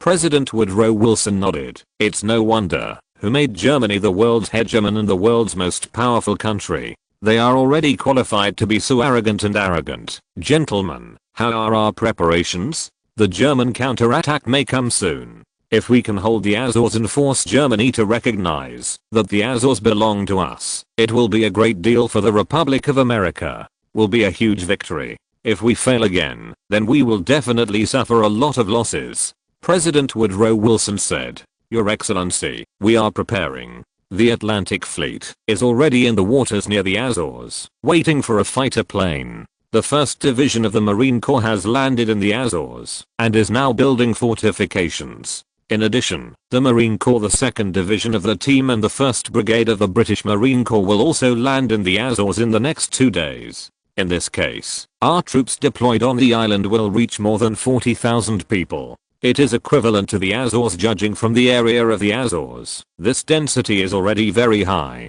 At that time, if the Germans want to retake the Azores, they will pay a heavy price for it. Minister Daniels said. Woodrow? President Wilson nodded. Will everything they plan soon cause the Germans to smash their heads in the Azores? Whether the Germans paid a heavy price on the archipelago, or had to abandon the Azores after shedding blood, this is very beneficial to the United States. In that case, they will be able to maintain their occupation of the Azores and build it into a bridgehead against the European continent. Of course, if the German army is too strong to make the US operation fail this time, then they can only retreat. After all, the strength of the United States is not as good as that of Germany now, and it does not have the strength to fight an all-out war with Germany. Therefore, it is undoubtedly the most appropriate for the scale of the war to be limited only to the periphery of the Azores. In this case, even if it fails, it will not hurt the United States. Gentlemen, although the Germans are stronger than us, however, I hope that we can use our actions again and again to weaken the Germans and accumulate sufficient conditions for defeating them in the future. In this case, I believe that we will win in the future. Yes, said President Woodrow Wilson. God bless the Republic of America. Other senior US government officials prayed to God one after another, as if this would bring them greater confidence. On the Azores, the 1st Division of the US Marine Corps is constructing fortifications intensely. They need to buy mines on the beach, pull up barbed wire, and dig trenches. At the same time, artillery positions had to be established on the mountain. In this way, the range of the artillery fire is larger, which can ensure that when the German army lands, it can cause the greatest damage to them as much as possible. Because of time constraints, the 1st Division of the US Marine Corps even forced the local indigenous residents to help them build fortifications, so that everything could be prepared before the Germans launched a counterattack. This made the local aborigines in bad luck. After Portugal sold the Azores to Germany, according to the agreement, the residents of these islands would be repatriated to Portugal. However, before these people could be transported to Portugal, the Americans occupied the Azores, which saved the Portuguese government from spending a lot of manpower and financial resources to transport these indigenous people. The Germans and the Americans were fighting in the Azores, and the natives would surely suffer heavy casualties. At that time, when the battle is over, there will probably not be many natives left. This undoubtedly saved a lot of things for the Portuguese government. On the sea not far from the Azores, the huge US Navy Atlantic Fleet is cruising. The entire fleet consists of 11 capital ships as the main force of the fleet. Other small and medium warships are even more layer upon layer. If the supply ships are included, the size of the entire fleet exceeds 100 ships. Aboard the flagship battleship Colorado, Admiral Henry Mayo, commander of the US Navy's Atlantic Fleet, was in high spirits this time. In the last sea confrontation, after receiving the order, they had to lead the fleet back to the United States, which made him feel very ashamed. And this time, it is undoubtedly an excellent opportunity. Only the US Navy can defeat the German Navy, so not only will it be able to wash away the shame, but he will also rise to prominence. Of course, Admiral Henry Mayo knew that it would be very difficult to defeat the German Navy. Maybe even if you try your best, you won't be able to succeed. Once it fails, the US Navy will inevitably be hit hard, and he, the fleet commander, will definitely be implicated. Therefore, for Admiral Henry Mayo, this is tantamount to betting on his own future and destiny. Admiral Henry Mayo hoped that he could gain the favor of God and win this battle. However, the development of facts is often independent of human will. It is not that simple for the US Navy to win. Report, General, telegram from Washington. A communications officer handed a telegram to Admiral Henry Mayo. Admiral Henry Mayo looked serious after reading it. Gentlemen, the Germans have given us an ultimatum, requiring our troops who landed in the Azores to leave within 24 hours. There is no doubt that the Empire will follow. They launched an attack. The most severe test for pushing them is coming soon. From now on, everyone cancels pedicures and enters a state of combat readiness. This time, we must defeat the Germans. Admiral Henry Mayo said. Chapter 1014, Undeclared War. The German home fleet has already been dispatched, plus their Atlantic fleet. There are a total of 16 capital ships. This is not a small test for us, said Lieutenant General Henry Wilson, Chief of Staff of the Atlantic Fleet of the US Navy. Henry? Admiral Mayo nodded. He had to admit that the German Navy is very powerful. But, by this time, backing down was clearly out of the question. We only have 11 capital ships, which is 5 fewer than the Germans' home fleet and Atlantic fleet combined. In terms of the performance of the warships, there should be no difference between us and the Germans. In other words, the gap is not large. It will be too big. Therefore, our chances of winning this battle will not be too great.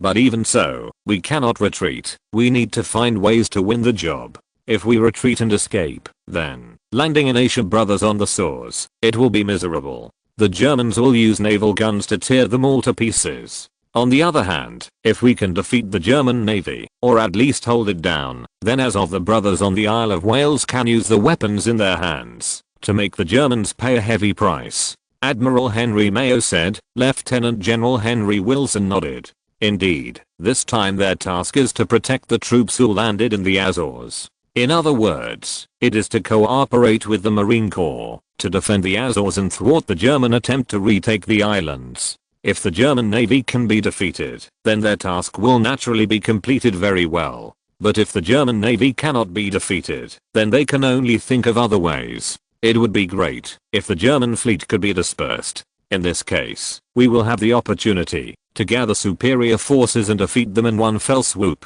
Lieutenant General Henry Wilson said. This is undoubtedly very difficult. I hope God can bless us.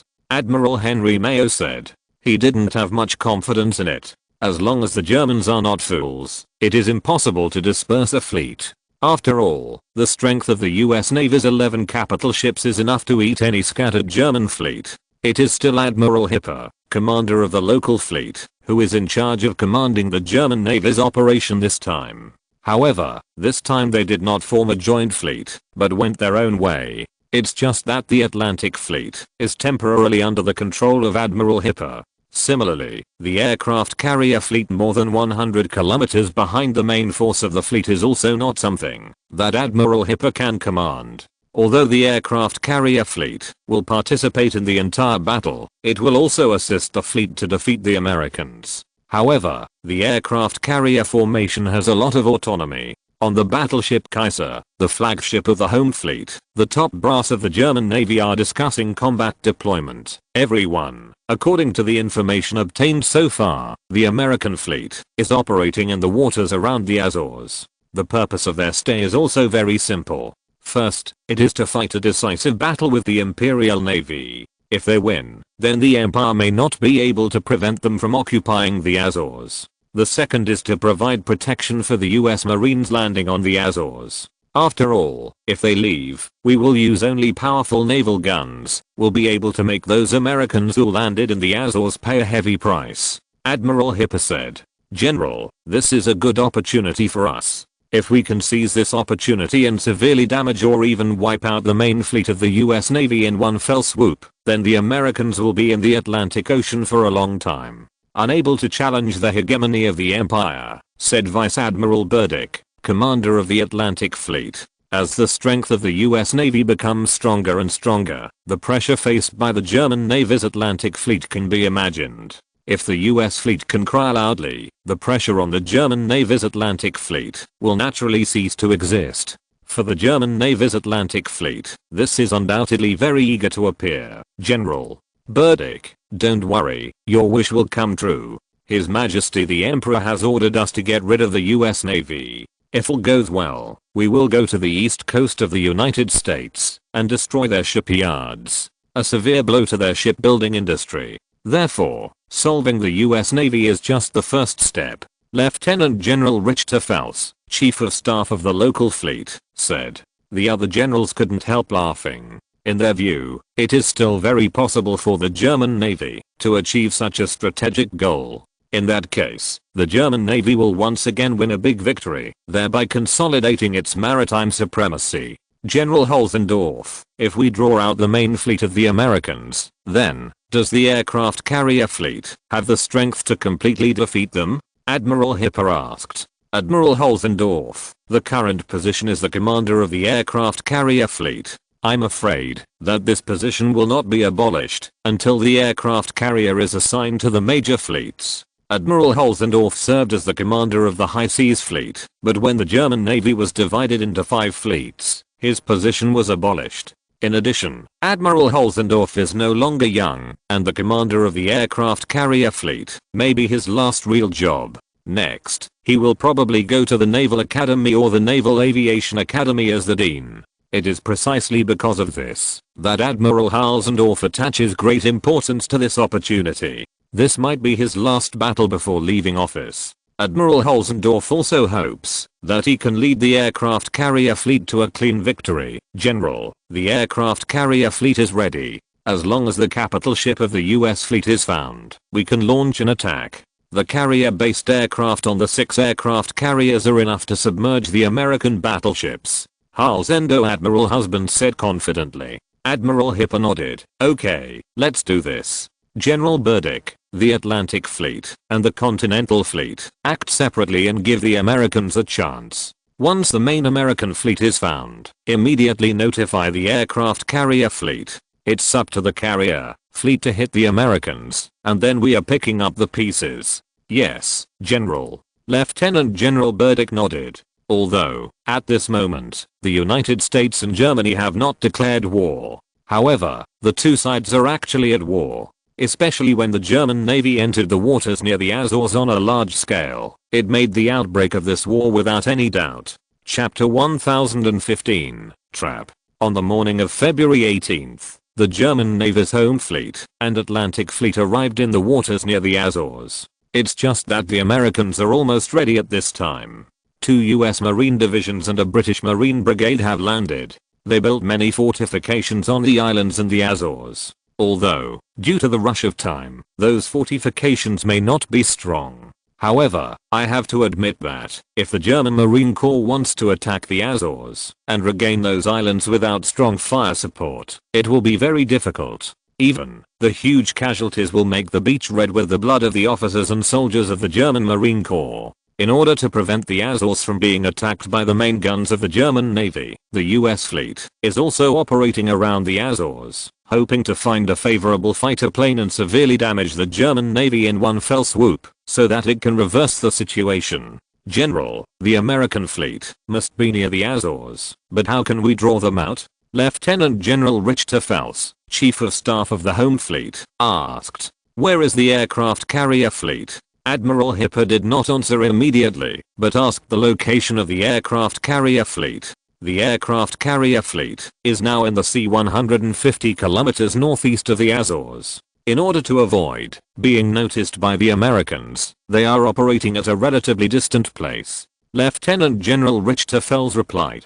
Then, we can execute the plan and lure the American fleet out. Admiral Hipper said with a smile. Admiral Hipper's plan looks very simple. The Azores are hundreds of kilometers from east to west. If the Atlantic Fleet and the home fleet of the German Navy appear on both sides of the Azores, this will undoubtedly disperse a fleet. If it is attacked by the Americans at this time, if another fleet wants to reinforce it, it may take more than 10 hours. A naval battle lasted only a few hours. This will be a great temptation for the US fleet with 11 capital ships. If the Americans don't want to lose this opportunity, they will definitely attack. At that time, the aircraft carrier hidden in the rear can launch an attack.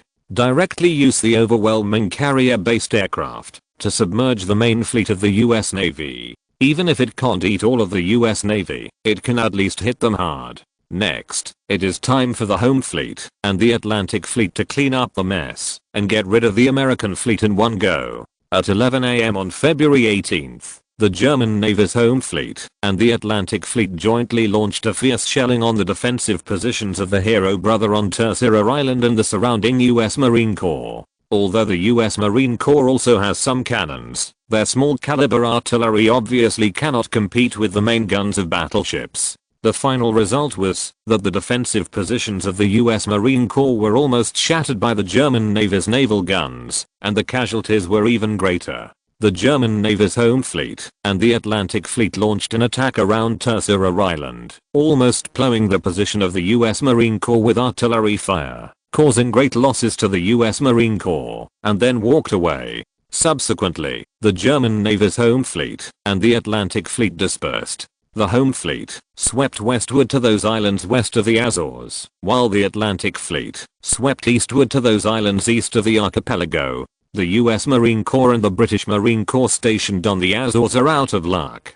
The naval guns of the German Navy are very sharp, and even those secondary guns are definitely not something that a fragile human body can resist. This directly led to heavy losses for the troops stationed on the island. The general of the Marine Corps who was in charge of stationing in the Azores kept sending telegrams to the US fleet, asking them to launch an attack and defeat the German Navy. Otherwise, they would have been wiped out by the German naval guns before the German Marines launched an attack. However, how dare the US fleet launch an attack? The German Navy's home fleet and the Atlantic fleet combined have 16 powerful capital ships, which are enough to crush the American fleet. This made the top of the US Marine Corps even send a telegram to the desk of Secretary of the Navy Daniels. This also puts Admiral Henry Mayo under tremendous pressure. But even so, Admiral Henry Mayo still did not act rashly. The fleet in his hands is the only main fleet that the US Navy can afford. If it is lost, the US Navy will be completely finished. General, His Excellency Minister Daniels is also under a lot of pressure. The loss of the Marine Corps is too great, and the British also expressed their dissatisfaction. Lieutenant General Henry Wilson reported, "I know, but we still need to wait patiently." Admiral Henry Mayo said, "General, the German fleet is scattered. Their home fleet is sailing west, and the Atlantic fleet is sailing east. Both fleets are constantly bombarding our Marine Corps." A staff officer reported. Admiral Henry Mayo's eyes suddenly brightened. "The Germans actually dispersed. Don't they know that we can concentrate our main force to get rid of them?" Admiral Henry Mayo laughed. He realized that the fighter he had been waiting for seemed to have arrived. "General, the Germans are probably doing this to speed up the progress and create conditions for the landing of their Marines," Lieutenant General Henry Wilson said. Henry Mayo Admiral, although I think it may not be that simple. However, he is also unwilling to give up this excellent fighter. In addition, it is the pressure from home that makes him have to make a quick decision. Otherwise, the Marine Corps lost too much, and he would not be able to account for it. Order the fleet to turn around. Tomorrow morning, we will rush to the east of San Miguel Island and prepare to deal with the German Navy's Atlantic fleet," Admiral Henry Mayo ordered. Admiral Henry Mayo set his target on the German Navy's Atlantic fleet, naturally because the Atlantic fleet is slightly weaker than the German Navy's home fleet. With the strength of the US fleet, the possibility of eating the German Navy's Atlantic fleet is very high, and its own casualties will not be too great. In this way, they will be able to gain an advantage in the subsequent battle with the German Navy's home fleet. Of course, Admiral Henry Mayo did not realize that all this was a trap. Chapter 1016, Hooked. On the evening of February 18th, the German Navy's home fleet had arrived at Flores Island. After dawn tomorrow, they can attack the US Marine Corps entrenched on Flores Island and the fortifications they built. This is basically the westernmost point of the Azores, hundreds of kilometers away from the Atlantic fleet. Your Excellency, Commander, will the Americans be fooled this time? On the battleship Caesar, the flagship of the home fleet, Lieutenant General Richter Phelps, Chief of Staff of the fleet, asked. After all, this time it is going to destroy the main fleet of the US Navy in one fell swoop. If their plan is really successful, the US Navy will inevitably suffer heavy losses. At that time, the US government may have to invest huge sums of money to redevelop the Navy. This makes the German Navy once again have more than 10 years of hegemony in the Atlantic Ocean. I don't know. However, I think they should be fooled. After all, this is a very good opportunity for them. This is also the only chance for them to defeat us. Admiral Hipper smiled. General, what if the Americans didn't go to besiege the Atlantic fleet, but came to us? Lieutenant General Richter Phelps asked. The commander of the Americans will not be so stupid. Although the local fleet only has 8 capital ships, they are all powerful capital ships equipped with 410mm main guns. Even if the American fleet has 11 capital ships, they want to eat for us. It is also very difficult, and at most it will be a result of mutual losses. In that case, they will never have a chance to defeat us. Only by eating our Atlantic fleet first, their losses will not be too great. In the end, if you are lucky, you will have no problem beating us, said Admiral Hipper. It is precisely because of this that Admiral Hipper asked Admiral Halsendorf's aircraft carrier fleet to operate in the eastern waters of the Azores, following the Atlantic Fleet. Once the US fleet appears, take off the carrier-based aircraft immediately and severely damage the US fleet. When the time comes, the Atlantic Fleet will be able to deal with the already severely damaged US fleet. The local fleet will also search from west to east to avoid fish that slip through the net. For those small and medium-sized warships, it's fine to escape. It's no big deal. However, those capital ships of the US fleet must make sure to kill them all. These capital ships are all expensive, and killing one can make the US government feel distressed for a long time. If the commander of the US fleet can really resist the temptation and not launch an attack on the Atlantic Fleet, then we can only let the Marine Corps land and force them out. Under the cover of the fleet, even the Americans, the Marine Corps landed a few days earlier and built many fortifications on the island. However, with the strong fire support of the fleet, the Marine Corps should be able to land easily and regain those islands. At that time, the US fleet will still be able to sit still, otherwise they can only watch the Azores fall into our hands. Admiral Hipper continued. Regardless of whether the US fleet is fooled or not, Germany will win this war. This is because the strength gap between the two sides is too great. The German Navy is just 2 fleets plus an aircraft carrier fleet, which is enough to crush the US Navy. No matter what method they use, as long as there is no way to make up the gap, they will never want to defeat the German Navy. In this case, we will win. Lieutenant General Richthofen said. On the morning of February 19th, in the east of the Azores, 8 capital ships of the German Navy's Atlantic Fleet were shelling Sayomigul Island with their main guns. The defensive positions hastily constructed by the US Marine Corps on the island could not withstand such a fierce shelling at all. Those fortifications were all destroyed under the shelling of the German army. The officers and soldiers of the US Marine Corps hiding inside suffered heavy casualties. This caused the US Marine Corps to send telegram to urge the US fleet to quickly attack the German Navy and help them. Otherwise, they would all be blown to death by the Germans. Aboard the battleship Colorado, the flagship of the US fleet, the commander, Admiral Henry Mayo, frowned tightly at this moment. At this time, the US fleet was already 30 kilometers southeast of San Miguel Island, and it only took an hour's voyage from the German fleet. At this time, Admiral Henry Mayo should lead the fleet to attack the German Navy's Atlantic Fleet and eat them in one fell swoop. However, Admiral Henry Mayo hesitated. His intuition told him that there must be some conspiracy in it. General, the Marine Corps is urging again. Lieutenant General Henry Wilson said. Leave those guys alone. Can you be sure that there is no German fleet nearby? Admiral Henry Mayo asked. Yes, General. We have searched the sea area of 100 kilometers nearby. Except for the German Atlantic Fleet, there is no other German fleet. The German home fleet is still in the west of the Azores. Now, they are investigating the Flores Island launched shelling. The Marines over there are also urging us. Lieutenant General Henry Wilson said. Admiral Henry Mayo frowned tightly.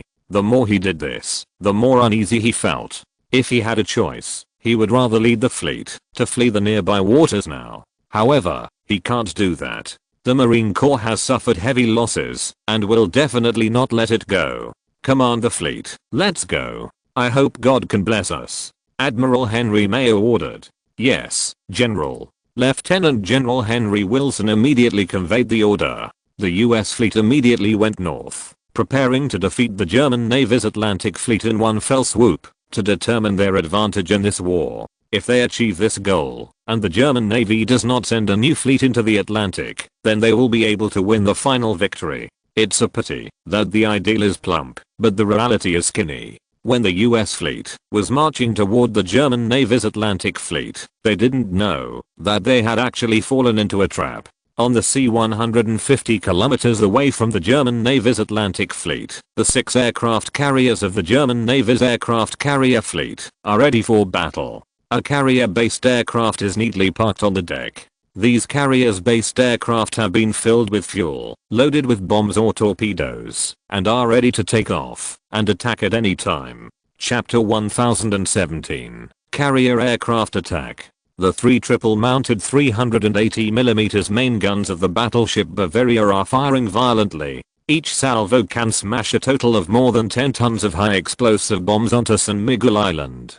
After the shell exploded, a tall column of smoke rose into the air. There was a burst of flying sand and rocks on the island. I don't know how many officers and soldiers of the US Marine Corps died in the fierce shelling of the German Navy. Several other capital ships are also firing. At this moment, San Miguel Island is like hell. There are large and small bomb craters everywhere, and stumps and broken arms are flying everywhere. It can be seen that under the heavy shelling of the German Navy, the officers and soldiers of the US Marine Corps on the island paid a high price. Pay close attention to the search around. Once the Americans are found, immediately notify the aircraft carrier fleet. Lieutenant General Burdick, commander of the German Navy's Atlantic Fleet, ordered.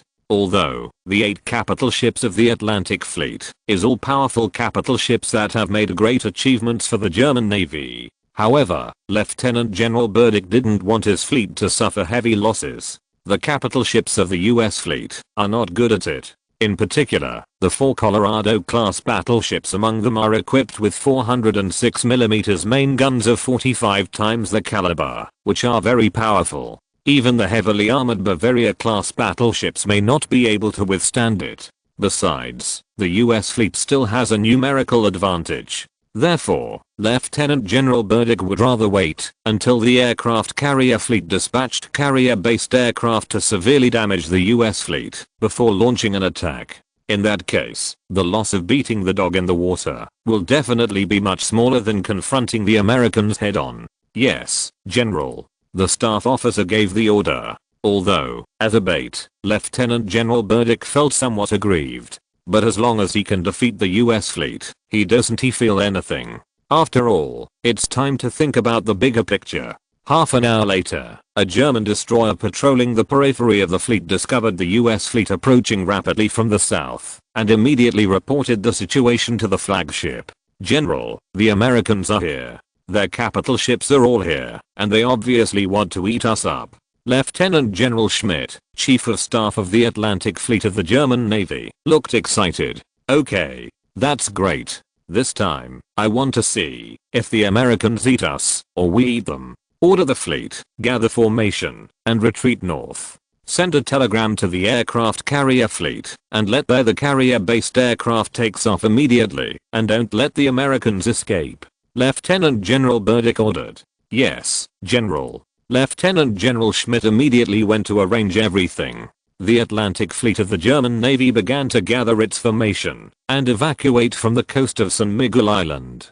The officers and soldiers of the US Marine Corps on the island cheered when they saw this scene. They had suffered under the heavy shelling of the German Navy before. Now that their own fleet has finally arrived, they drove away the German fleet at once, making them feel proud. General, the Germans are starting to retreat. We have to speed up.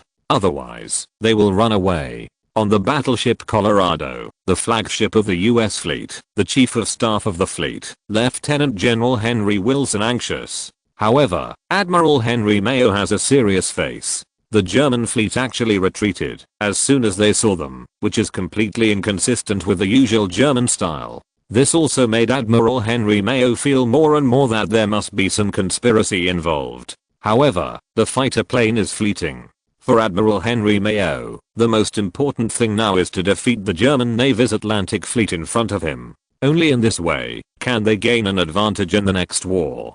Command the fleet, advance at full speed. Admiral Henry Mayo ordered. The US fleet immediately turned on its horsepower and chased after the German Navy's Atlantic Fleet. One of the important reasons why Admiral Henry Mayo dared to issue such an order was that previous investigations had determined that there was no other German fleet within 100 kilometers of the German Navy's Atlantic Fleet. Therefore, Admiral Henry Mayo confidently believed that, even if there was any conspiracy involved, they could leave calmly. It's just that what he didn't expect was that the real main force of the German Navy to deal with them was not the home fleet or the Atlantic Fleet, but the aircraft carrier fleet. The 6 aircraft carriers, or the carrier-based aircraft on the 6 aircraft carriers, are the real main force. The aviation armor-piercing bombs and aviation torpedoes mounted on those carrier-based aircraft will send all the huge warships of the US Navy like hills to the bottom of the sea. General, the Americans are catching up. Lieutenant General Schmidt said excitedly. Very well, this is what they are looking for. Command the fleet, don't run too fast, just hang them like this. Continue to keep in touch with the aircraft carrier fleet and inform them of the exact position of the US fleet. Lieutenant General Burdick said. Obviously, as long as the Americans keep up this time, they will be unable to fly. The aircraft carrier fleet of the German Navy, 2 Pioneer-class aircraft carriers and 4 William the Great-class aircraft carriers have already parked carrier-based aircraft on the decks. However, the 2 Pioneer-class aircraft carriers can only carry 48 carrier-based aircraft, and the 4 Wilhelm the Great-class aircraft carriers can only carry 64 carrier-based aircraft. Compared with those large aircraft carriers that can easily carry more than 90 or even hundreds of aircraft, their combat effectiveness seems to be a little worse. However, for the US fleet dominated by battleships, the carrier-based aircraft carried by these aircraft carriers can already pose a fatal threat to it. General, the Atlantic fleet has caught, and the Americans have already taken the bait. On the island of the Wilhelm der Kaiser aircraft carrier, a staff officer reported excitedly to Admiral Halsendorf. Very well, order the carrier-based aircraft to take off according to the plan. Admiral Halsendorf ordered. Immediately, the carrier-based aircraft that had been prepared for a long time began to take off. According to the plan, the 6 aircraft carriers will first take off half of the carrier-based aircraft as the first attack batch. Then, take off the remaining carrier-based aircraft as a second attack batch. If you want to take off all at once, it will take too much time, and at the same time, it will also increase the difficulty of recovering the carrier-based aircraft. Fighters took off first, followed by bombers, and finally by torpedo planes. The first wave of attack batches included 48 fighters, 66 bombers and 66 torpedo planes, forming a huge fleet. If you're listening to this novel on a channel other than Fanfic World, it means they downloaded and uploaded it without effort. We cordially invite you to visit our channel, Mundo Fanfic Novelos. There you'll find the original version of this story and you can explore many other novels of various genres. We're waiting for you to immerse yourself in a world of incredible novels. Chapter 1018, Overwhelming. The current carrier-based aircraft of the German Navy, although it is still a biplane. However, due to the improvement of engine technology, the bomb load and speed of carrier-based aircraft have been greatly improved. It can be said that, whether it is a fighter or a bomber, they are already far ahead of their German opponents. And Germany's next-generation fighter plane is an all-metal monoplane, which is more powerful than these metal skeletons and a skin-wrapped biplane. It's just that, if the next generation of fighters wants to enter service, I'm afraid it will take some time. In the sky, the carrier-based aircraft that took off from the aircraft carrier of the German Navy flew south in a neat formation. Through the Atlantic fleet, they can accurately know the position of the US fleet, thus saving the process of searching for the enemy. Even if there are no enemy aircraft in this sea area, the carrier-based aircraft units of the German Navy fly in strict tactical formation.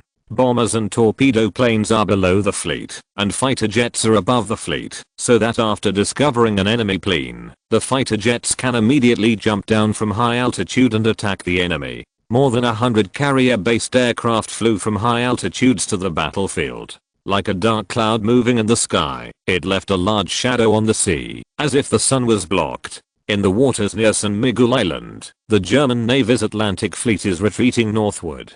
However, under their intentional control, the speed of retreat is not fast, and the distance from the US fleet is constantly getting closer. However, because the two sides were more than 20 kilometers apart before, it would take several hours for the US fleet to catch up.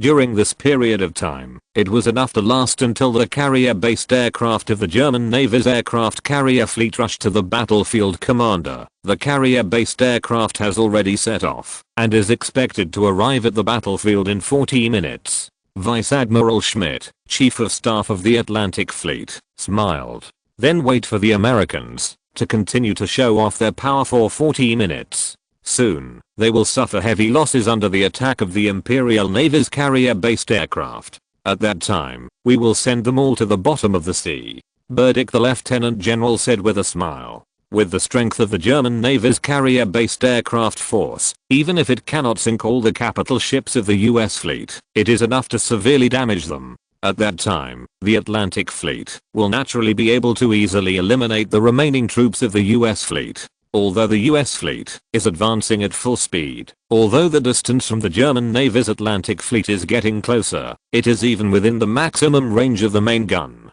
However, firing at this distance will cause the impact point to deviate by thousands of meters. Under such circumstances, firing is just a waste of shells. At the same time, Admiral Henry Mayo, the commander of the US fleet, became more and more uneasy, as if there was some danger waiting for them ahead.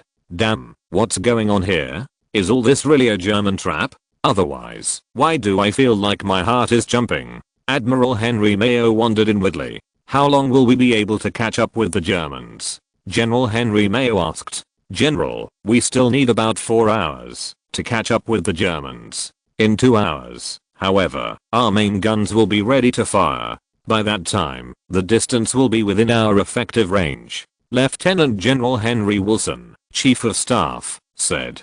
2 hours? Make sure again. Is there any German fleet nearby? Admiral Henry Mayo was not at ease. Okay, General. Lieutenant General Henry Wilson nodded. Soon, they got a report that there was no other German fleet except the German Atlantic fleet around. Admiral Henry Mayo frowned tightly. He always felt that something was wrong. However, I can't tell. I don't know what is wrong. Soon, Admiral Henry Mayo knew where the problem was. Half an hour later, the carrier-based aircraft force of the German Navy had already flown over the battlefield. When the overwhelming fleet appeared over the fleet, the officers and soldiers of the German Navy's Atlantic fleet cheered.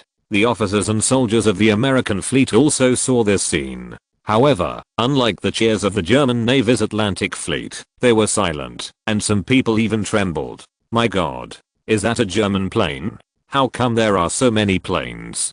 Damn, there is a German aircraft carrier nearby. Bastard, we actually forgot about this. Admiral Henry Mayo's face was at hen.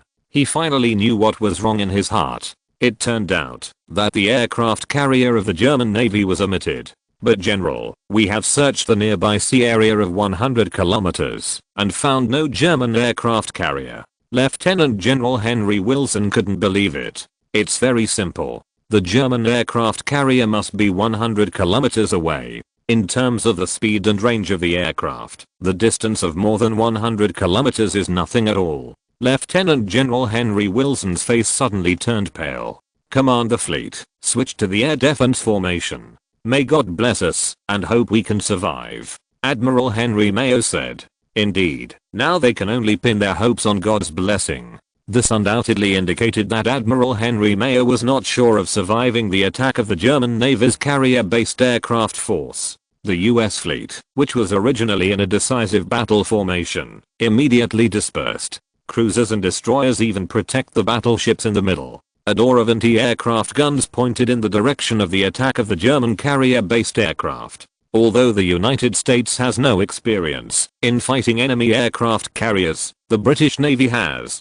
They shared the tactics they summed up with the US Navy. This enabled the US fleet to respond correctly when encountering German carrier-based aircraft. Discover the US fleet. Fighter jets suppress the enemy's anti-aircraft firepower. Bombers and torpedo planes wait for the opportunity to attack and kill them all. The commander of the German Navy's carrier-based aircraft force issued an attack order. A fighter jet immediately accelerated towards the US fleet, preparing to use aviation machine-to-guns, shoot at the anti-aircraft artillery positions on the US warships, clearing the way for the subsequent attacks of bombers and torpedo planes. The bombers and torpedo planes followed behind. The aviation armor-piercing shells and torpedoes they carry will pose a deadly threat to the huge battleships of the US fleet. Chapter 1019, Sinking.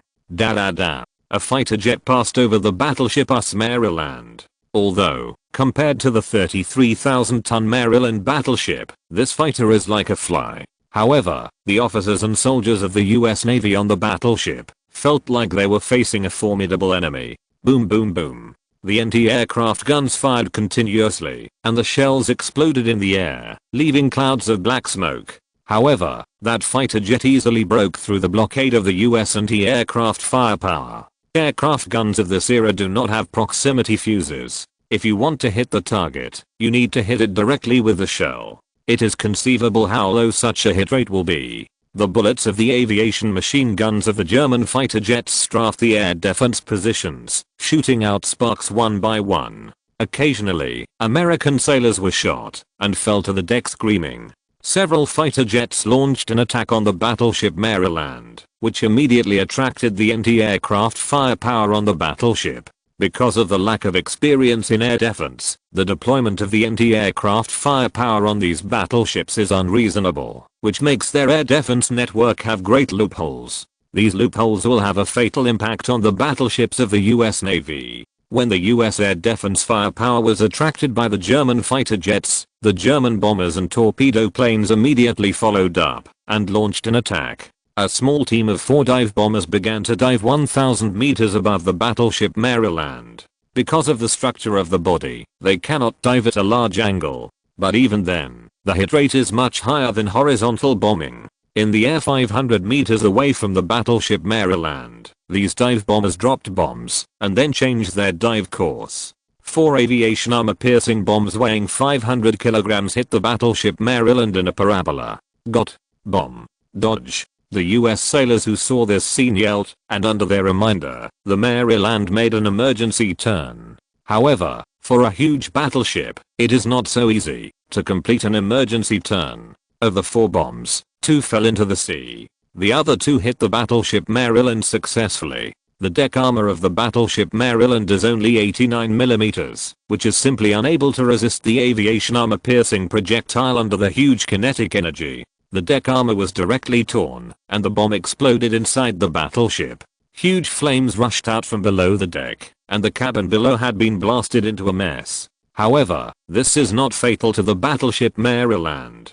The truly deadly attack came from the torpedo attack aircraft of the German Navy. While the Maryland was evading bombers in the sky, 4 torpedo attack aircraft, carrying 450mm medium torpedoes, rushed towards the battleship Maryland.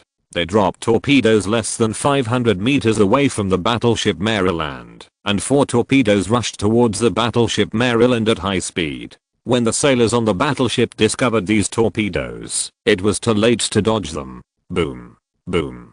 Boom. Explosions sounded one after another on the side of the battleship Maryland. Among the 4 torpedoes, 3 scored hits. The other one, because of a problem with the depth determination, got under the belly of the battleship Maryland. Although the armor of the battleship Maryland is very light, the thickest part of the waterline armor reaches 340mm, and the weakest part is 200mm. However, they still failed to resist these torpedoes. The torpedo that hit the midship was not able to tear the waterline armor of the battleship Maryland. However, the 2 torpedoes that hit the rear of the stern successfully tore apart the waterline armor of the battleship Maryland, blasting 2 large holes. Seawater frantically poured into the battleship Maryland from these 2 big holes. The damage control personnel of the battleship Maryland immediately carried out damage control, but unfortunately, they could not plug the loophole and could only choose to close the adjacent watertight compartment.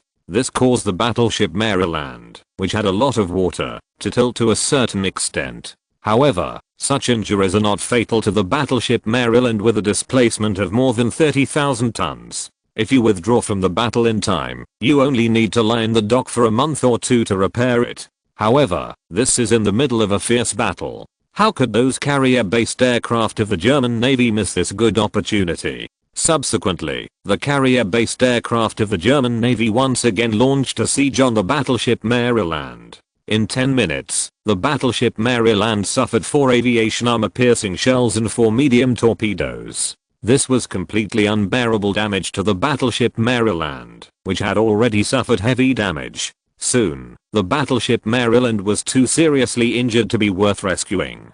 Under such circumstances, the captain of the battleship Maryland issued an order to abandon the ship. A few minutes later, the battleship Maryland sank into the sea, becoming the first battleship to be sunk in this naval battle. The battleship Colorado was also besieged by carrier-based aircraft of the German Navy at this moment. However, their luck seemed to be better, and they only suffered one bomb during the battle. However, neither Admiral Henry Mayo nor Lieutenant General Henry Wilson had a smile on their faces. Instead, they were full of sadness. Because now, their fleet is facing overwhelming attacks from the German Navy's carrier-based aircraft. This time, the entire US fleet can be said to be in crisis. If you are not careful, it may be destroyed. General, the battleship Maryland has been sunk, a staff officer reported. Admiral Henry Mayo was shocked and remained silent for a few seconds before saying, "I understand. Order all ships to do their best to defend themselves against air." Burning coal ordered the fleet to turn around and leave this sea area. Facing the attack of the German Navy's carrier-based aircraft force, they seem to have no other way except passive defense. As for wanting to escape from this sea area, that is even more delusional. The speed of the fleet is only more than 20 knots, which is far from being comparable to the German carrier-based aircraft. Therefore, they could not escape at all this time. The huge capital ships of the US Navy are in danger in front of the toy-like carrier-based aircraft of the German Navy. It seems that it will be a matter of time before warships are hit and sunk continuously. Chapter 1020, Heavy Damage. General, I'm afraid it will be very difficult for us to escape. The speed of our warships is much lower than that of the German fighter planes. Lieutenant General Henry Wilson said with a pale face. Powerful and sturdy battleships cannot bring them much safety at this moment. After the battleship Maryland was sunk, Lieutenant General Henry Wilson knew that the flagship battleship Colorado might also be doomed. After all, the battleship Maryland and the battleship Colorado belongs to the same class of battleships. The Colorado is the lead ship, and the Maryland is the second ship. We have no other way at all. I hope that the armor of our battleship can withstand the bombs and torpedoes dropped by the German fighter planes. Otherwise, we will all have to be sent to the bottom of the sea by the Germans to feed the fish. Admiral Henry Mayo said. He also regrets it very much now. He has long been aware of the fraud, and he should not have ordered the fleet to come to the east of the Azores. This time, they just fell into the trap carefully prepared by the Germans. May God bless us, Henry, Mayo Admiral said. Indeed, in this situation, they seem to have no other way but to pray for God's blessing. On the other side, the German Navy's Atlantic Fleet is following the US fleet, lest the US fleet escape.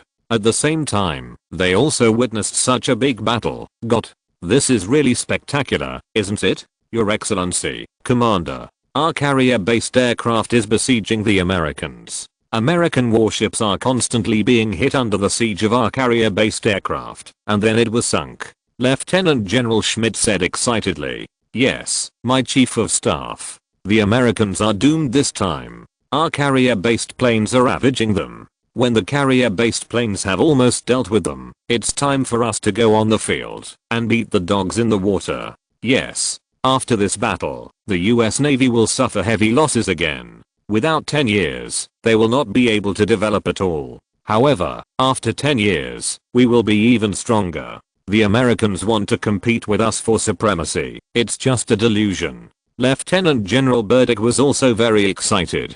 This battle will completely establish the German Navy's advantage in the Atlantic Ocean. Originally, the rise of the US Navy had already posed a great threat to the German Navy's superiority in the Atlantic Ocean. However, this time they courted their own death and sent it to their door. Of course, the German Navy would not let go of this opportunity and killed the US Navy in one fell swoop.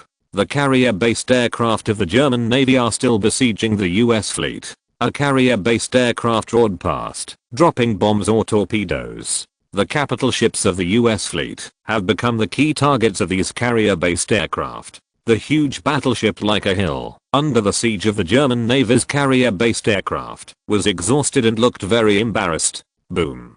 A huge explosion sounded on the battleship Arizona, and the entire front deck of the battleship was shrouded in smoke and flames. What's going on? Admiral Henry Mayo asked anxiously. General, a violent explosion occurred on the US Arizona. It is estimated that the ammunition depot was penetrated, and the shells inside exploded. A staff officer said.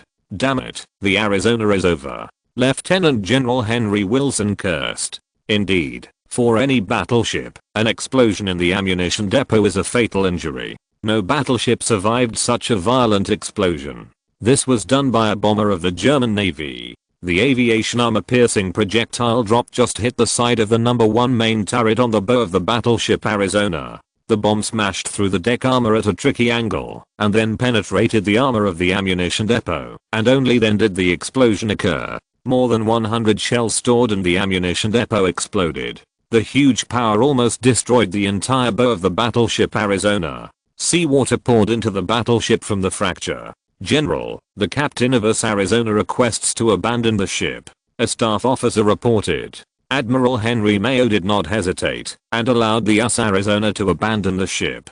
After all, under such circumstances, the battleship Arizona has no ability to continue fighting. If they are not allowed to abandon the ship, it is estimated that the sailors on this battleship will soon sink into the sea together with the battleship. In that case, it would be the massacre of these sailors. The carrier-based aircraft of the German Navy did not fail to pay losses when they attacked. After all, these warships of the US Navy are more or less equipped with anti-aircraft firepower. Although these anti-aircraft firepower did not perform very well on the battlefield, they still caused certain casualties to the carrier-based aircraft units of the German Navy. However, the casualties were not large. The first wave of carrier-based aircraft lost 7 fighters, 4 bombers and 5 torpedo aircraft during the battle.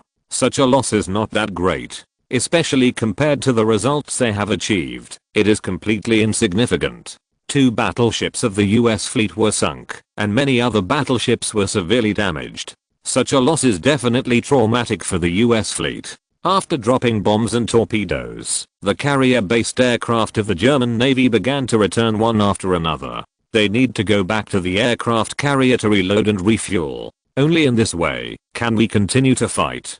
General, the German plane is gone. Lieutenant General Henry Wilson exclaimed. His voice was full of surprise. Let's go? Great. This is the German plane without bombs and torpedoes.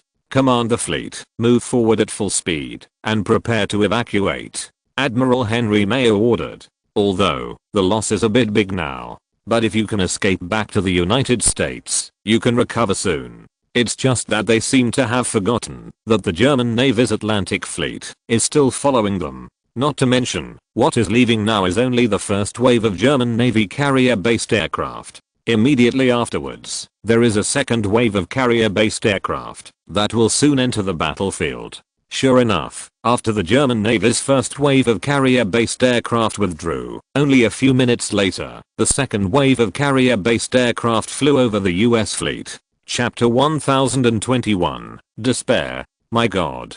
There are so many planes. What should we do? Admiral Henry Mayo couldn't help exclaiming after seeing the carrier-based planes of the second wave of the German Navy's aircraft carrier fleet. The carrier-based aircraft of the previous wave only sank 2 of their battleships. However, several battleships were damaged, some seriously. Now, with so many carrier-based aircrafts coming again, it's all about driving them to a dead end.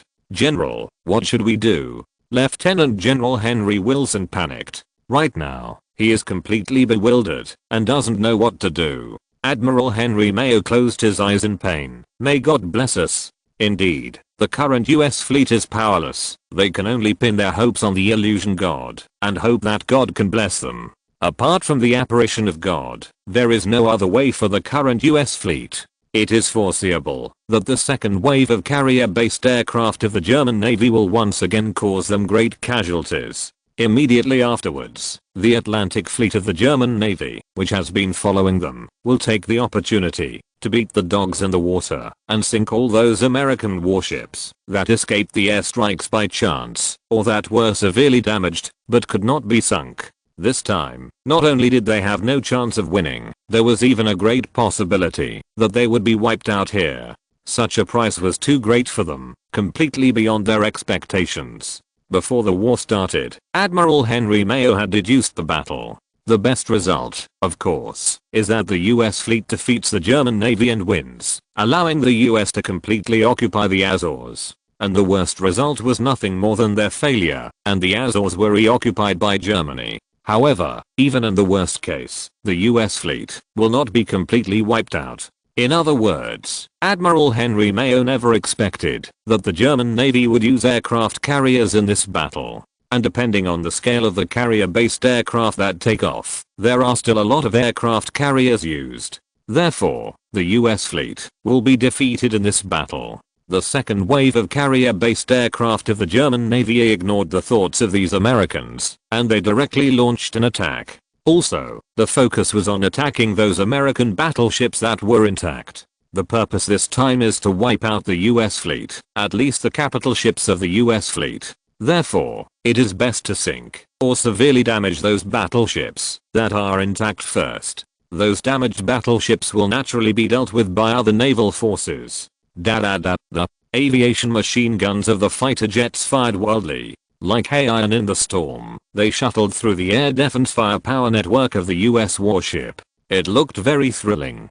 Dangerously avoided. US sailors, who have no experience in air defense operations, manipulated anti-aircraft guns or anti-aircraft machine guns to chase those fighter jets. However, this has achieved little success. On the contrary, their air defense firepower network was torn to pieces. The German bombers and torpedo planes took the opportunity to launch an attack, dropping bombs or torpedoes on the US warships. Got bomb. Quickly evade. A US sailor shouted in horror. 4 aviation armor-piercing bombs formed a parabola and smashed into the US battleship California. Boom.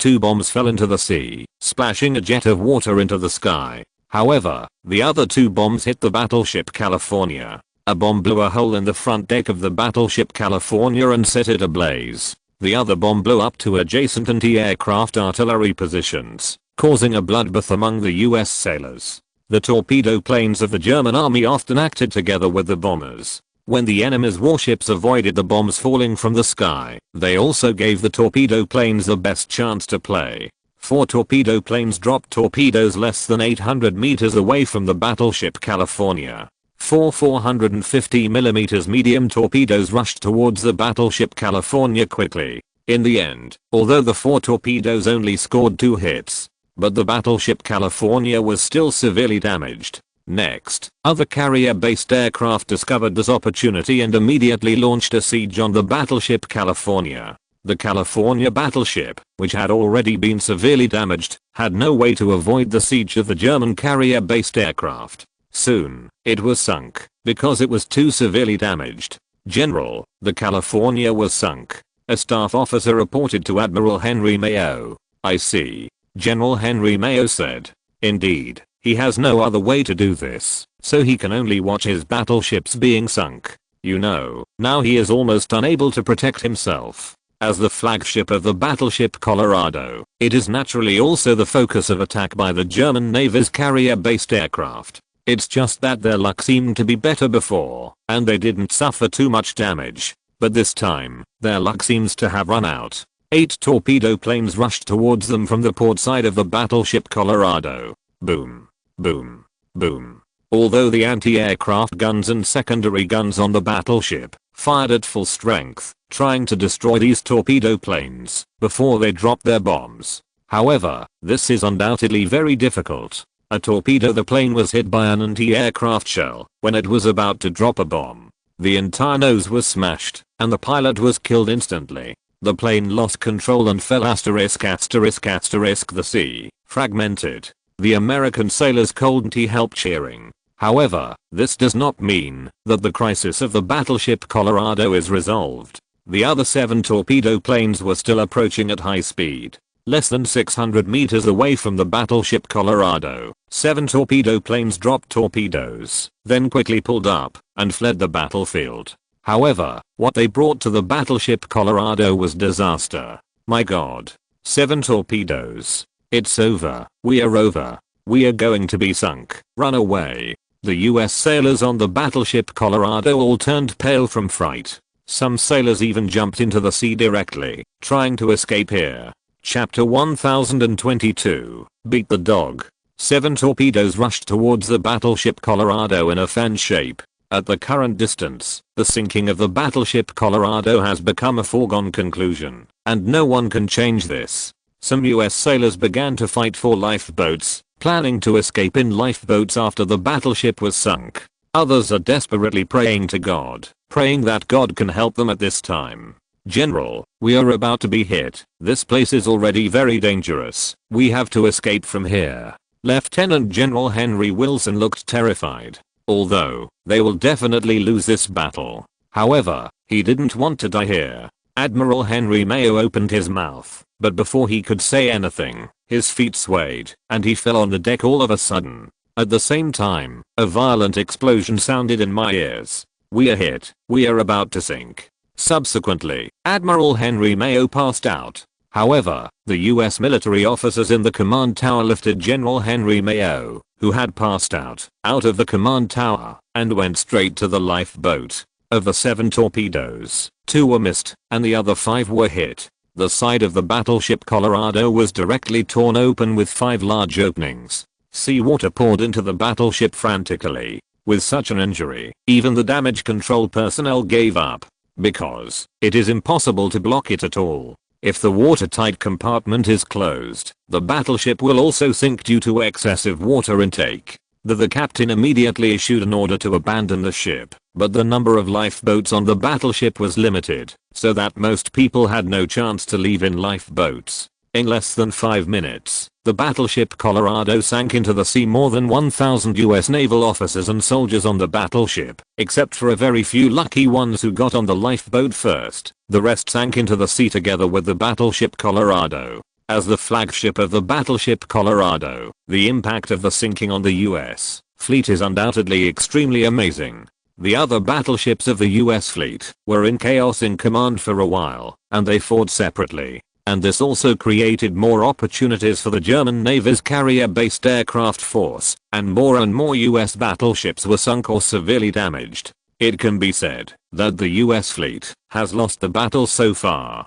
They are like weak sheep, facing the butcher knife raised by the German Navy's carrier-based aircraft force. There is nothing they can do. After the battleship Colorado was sunk, the battleship New Mexico followed in his footsteps, and also sank under the siege of the German Navy's carrier-based aircraft force. Until this time, the fighter planes of the second wave of the German Navy's carrier-based aircraft force ran out of ammunition, and had to withdraw from the battle. Although, in this battle, the German Navy's carrier-based aircraft also lost some carrier-based aircraft. However, overall, the losses are very small and slight.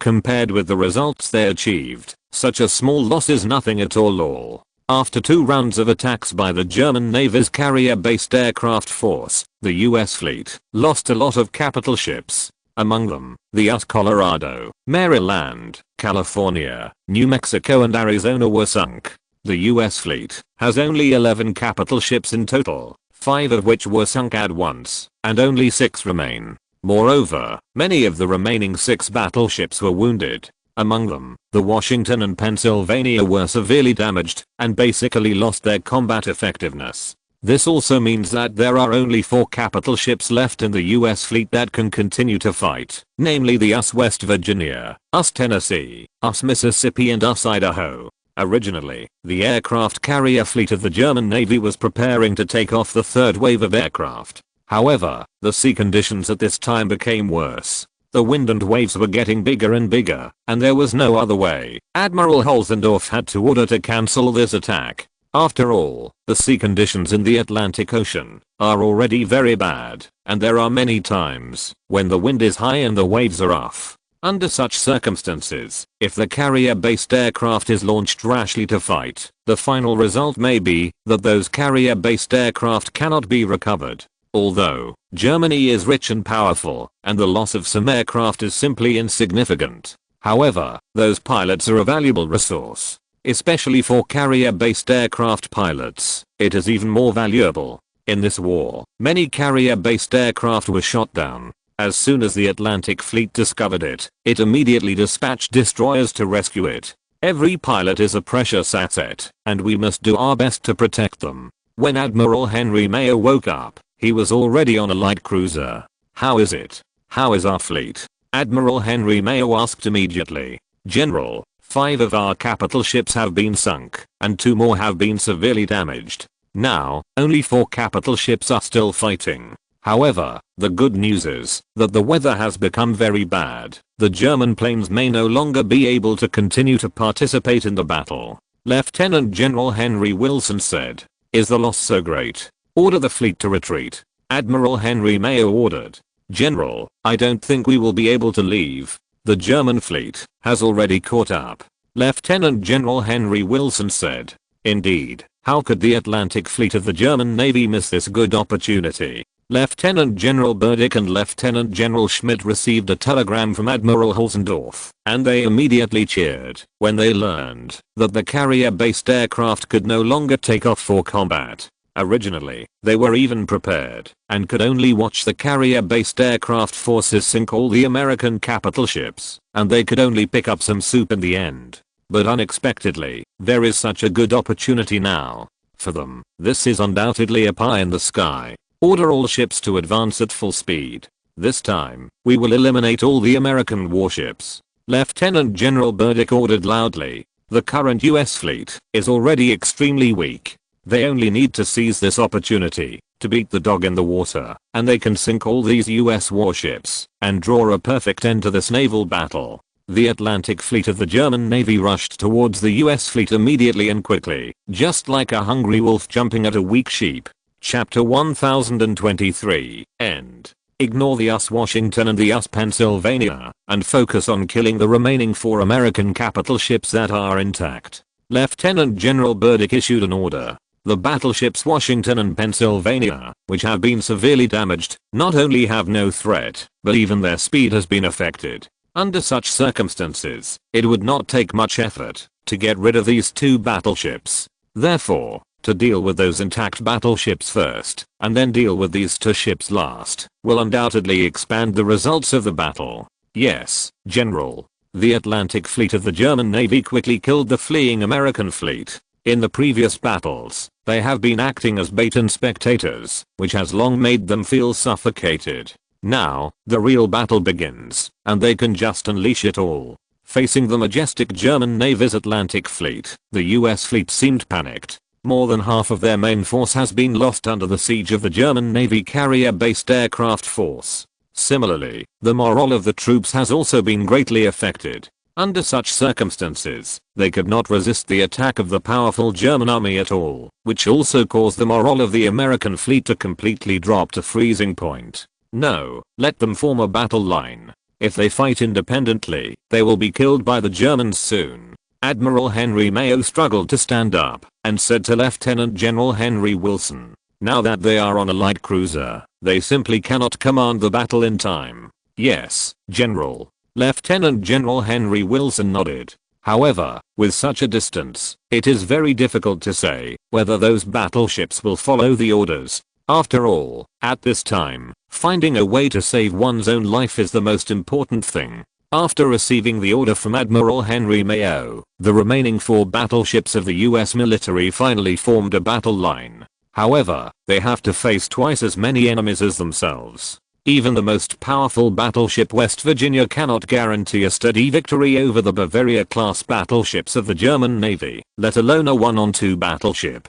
Unless it is a manifestation of God. Otherwise, the final result is undoubtedly doomed. The battle broke out quickly, but almost from the beginning, the battle showed a one-sided situation. One side has a great advantage in both quantity and combat power, and its momentum is like a rainbow. The strength of the other party is at an absolute disadvantage, and at the same time its morale is low. Therefore, the defeat of the American fleet will be beyond any doubt. Boom. Boom.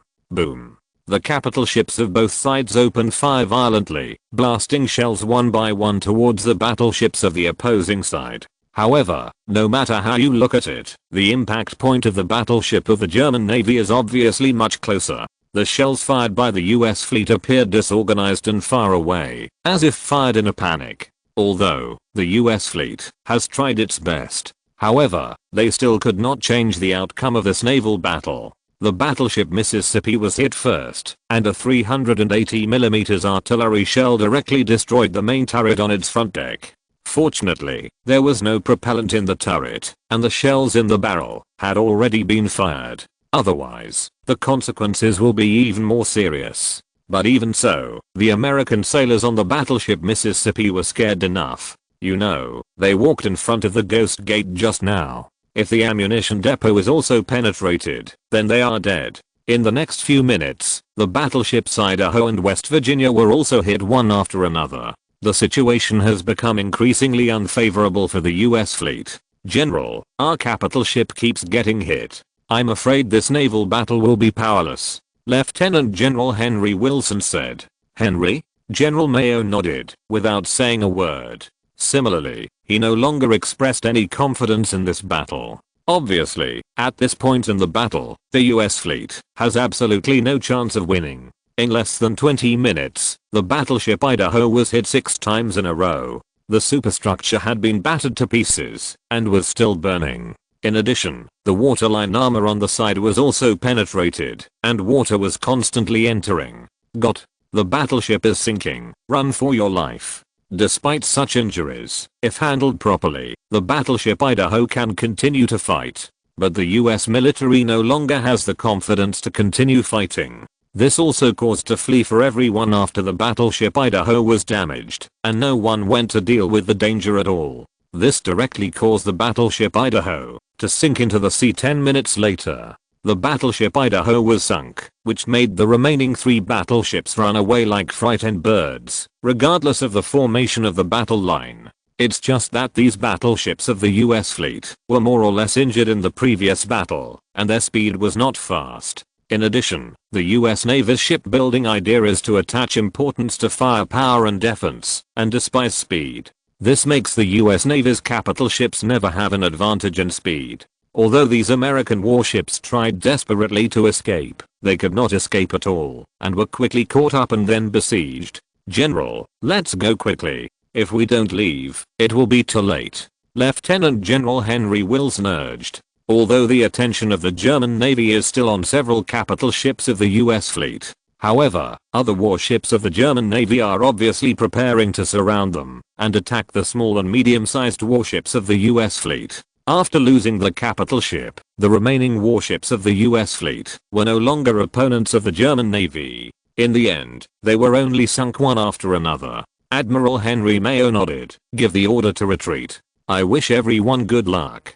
I hope everyone can return to the United States safely. Of course, Admiral Henry Mayo also knew that this was simply impossible. However, he still hopes that the officers and soldiers of the American fleet can escape back to the United States as much as possible. After all, with American industry, these lost warships can easily be replenished. However, these experienced sailors are not so easy to replenish. There is no suspense in the naval battle. The German Navy's Atlantic fleet easily ate up the main force of the heavily damaged American fleet. In the process of arriving, the local fleet also intercepted some fish that slipped through the net. This caused heavy losses to the US fleet, and less than 30% of the troops fled back to the mainland. Chapter 1024, another disastrous failure. When the naval battle between the US fleet and the German Navy in the Azores came to an end, it was already late at night in Washington. However, the Oval Office of the President in the White House is still brightly lit. President Woodrow Wilson, Secretary of State Bryan, Secretary of the Navy Daniels, Secretary of War Harrison, Secretary of the Treasury McAdoo and others all gathered here. Admiral Henry Mayo had already reported to the country before leading the fleet to attack the German Navy's Atlantic fleet. Secretary Daniels approved his battle plan. At the same time, the US Navy Department also regarded Admiral Henry Mayo's attack as a key battle to reverse the situation and defeat the German Navy. He is even optimistic that, if the US fleet can deal with the German Navy's Atlantic fleet unscathed, and then severely damaged, or even wipe out the German Navy's home fleet at a relatively small cost, then there will be a fundamental change in the naval power of the two countries. Although, the German Navy still has 3 fleets with more than 20 capital ships. However, the German Navy is going to be distributed all over the world, and Germany needs to invest in several capital ships in the Western Pacific alone. As the naval power of the island nation becomes stronger and stronger, Germany will invest more power. In this case, the United States will be able to gain an advantage in the Atlantic Ocean. However, this is always the optimistic analysis of Minister Daniels. In fact, the battle situation will definitely not be as smooth as he said. If the German Navy was so invulnerable, then it would have been impossible for them to defeat the British Royal Navy and dominate the world. Your Excellency, gentlemen, a naval battle often takes a day or even longer to decide the outcome. Therefore, I'm afraid we will have to board for a while. I know that the German Navy is very powerful, but our Navy is also different from before. This time, we still have a good chance of winning. After all, we have 11 capital ships, 4 of which are equipped with 406mm main guns. Minister Daniels looked at the atmosphere was a little dignified, so he said. Minister Garrison nodded. Although the Germans are strong, we are not weak. Moreover, their luck will not always be so good. God will not always be on their side. Yes, gentlemen, I'm very happy that you have the confidence to defeat the Germans. I also firmly believe that our brave boys will definitely be able to defeat the Germans. The future world will definitely not be dominated by the Germans all the time down, said President Woodrow Wilson. If we can defeat the Germans this time, it will undoubtedly give hope to other countries. By then, more countries will join in the counterattack against the Germans. In the future, the evil Germans will definitely be defeated. Brian also said, the current international community is forced by Germany's strong military power. Except for a few countries, other countries simply have no courage to confront Germany. But if the US Navy can defeat the German Navy, this will undoubtedly open a new door for them. By then, more countries will definitely join in. In that case, no matter how strong Germany is, it will only fail in the end. For a while, the atmosphere in the office became less dignified. They all thought optimistically that the possibility of the US Navy's victory this time is undoubtedly there, and it seems not small. In this case, it is undoubtedly the best result for the United States. Report. Urgent battle report. Suddenly, a voice sounded outside the office. Suddenly, the atmosphere in the office suddenly became dignified again. All the optimism I had before was gone. After all, this is almost related to the national destiny of the United States. How can they are not nervous? How's the situation? President Woodrow Wilson's voice trembled a little. President, Your Excellency, we have failed, said the officer. The senior American officials in the office all of a sudden sat back on the sofa completely decadent. Their faces were full of frustration and disappointment. Minister Daniels, in particular, looked pale. Before, he kept saying that the US Navy had hope of winning. But now, he was slapped in the face again. After a few minutes, President Woodrow Wilson spoke. What is the specific situation? President Woodrow Wilson asked. Your Excellency, all of this is a trap aimed at us by the Germans. General Henry Mayo led the fleet to attack the German Navy's Atlantic Fleet, but was besieged by the carrier-based aircraft of the German Navy's aircraft carrier. Hundreds of ships our fleet was submerged with bombs and torpedoes. Half of the capital ships were sunk, and most of the rest were wounded. The Atlantic Fleet of the German Navy launched an attack. As a result, all our capital ships were destroyed. Most of the other warships were also sunk. The officer said with a sad face. God, the Germans actually dispatched their aircraft carrier. No wonder we will lose so badly this time. Minister Garrison said. The aircraft carriers of the German Navy showed strong combat effectiveness in the last World War. However, in the subsequent battle where the German Navy wiped out the Austro-Hungarian Navy, the aircraft carrier did not show up. Now it seems that the aircraft carrier of the German Navy is obviously stronger. Minister Daniels' face was disastrous. His hands were tightly clenched into fists, and even his knuckles turned white because of too much force. Your Excellency, this is our negligence. We did not pay attention to the actions of the German aircraft carrier, which led to this failure. I'm willing to resign as the Secretary of the Navy, Minister Daniels said. President Woodrow Wilson shook his head. Minister Daniels, this is not your fault. Since the Germans dispatched their aircraft carrier, it means that they are determined to win this battle. No matter how much no matter how careful you are, you will definitely fail this time. However, the loss may not be so great. Indeed, as President Woodrow Wilson said, Germany dispatched an aircraft carrier, which also showed Germany's determination. No matter how hard the US fleet works, it is simply impossible to win with such a large gap in strength. At most, to reduce some losses, President Woodrow Wilson was very depressed. The heavy loss this time made the US Navy once again impoverished. Chapter 1025. This is a misunderstanding. Last time, in order to support the United Kingdom, the United States sold almost all of its naval battleships to the British. Of course, in this transaction, there is a great sense of taking advantage of the fire. Americans have made a lot of money from it.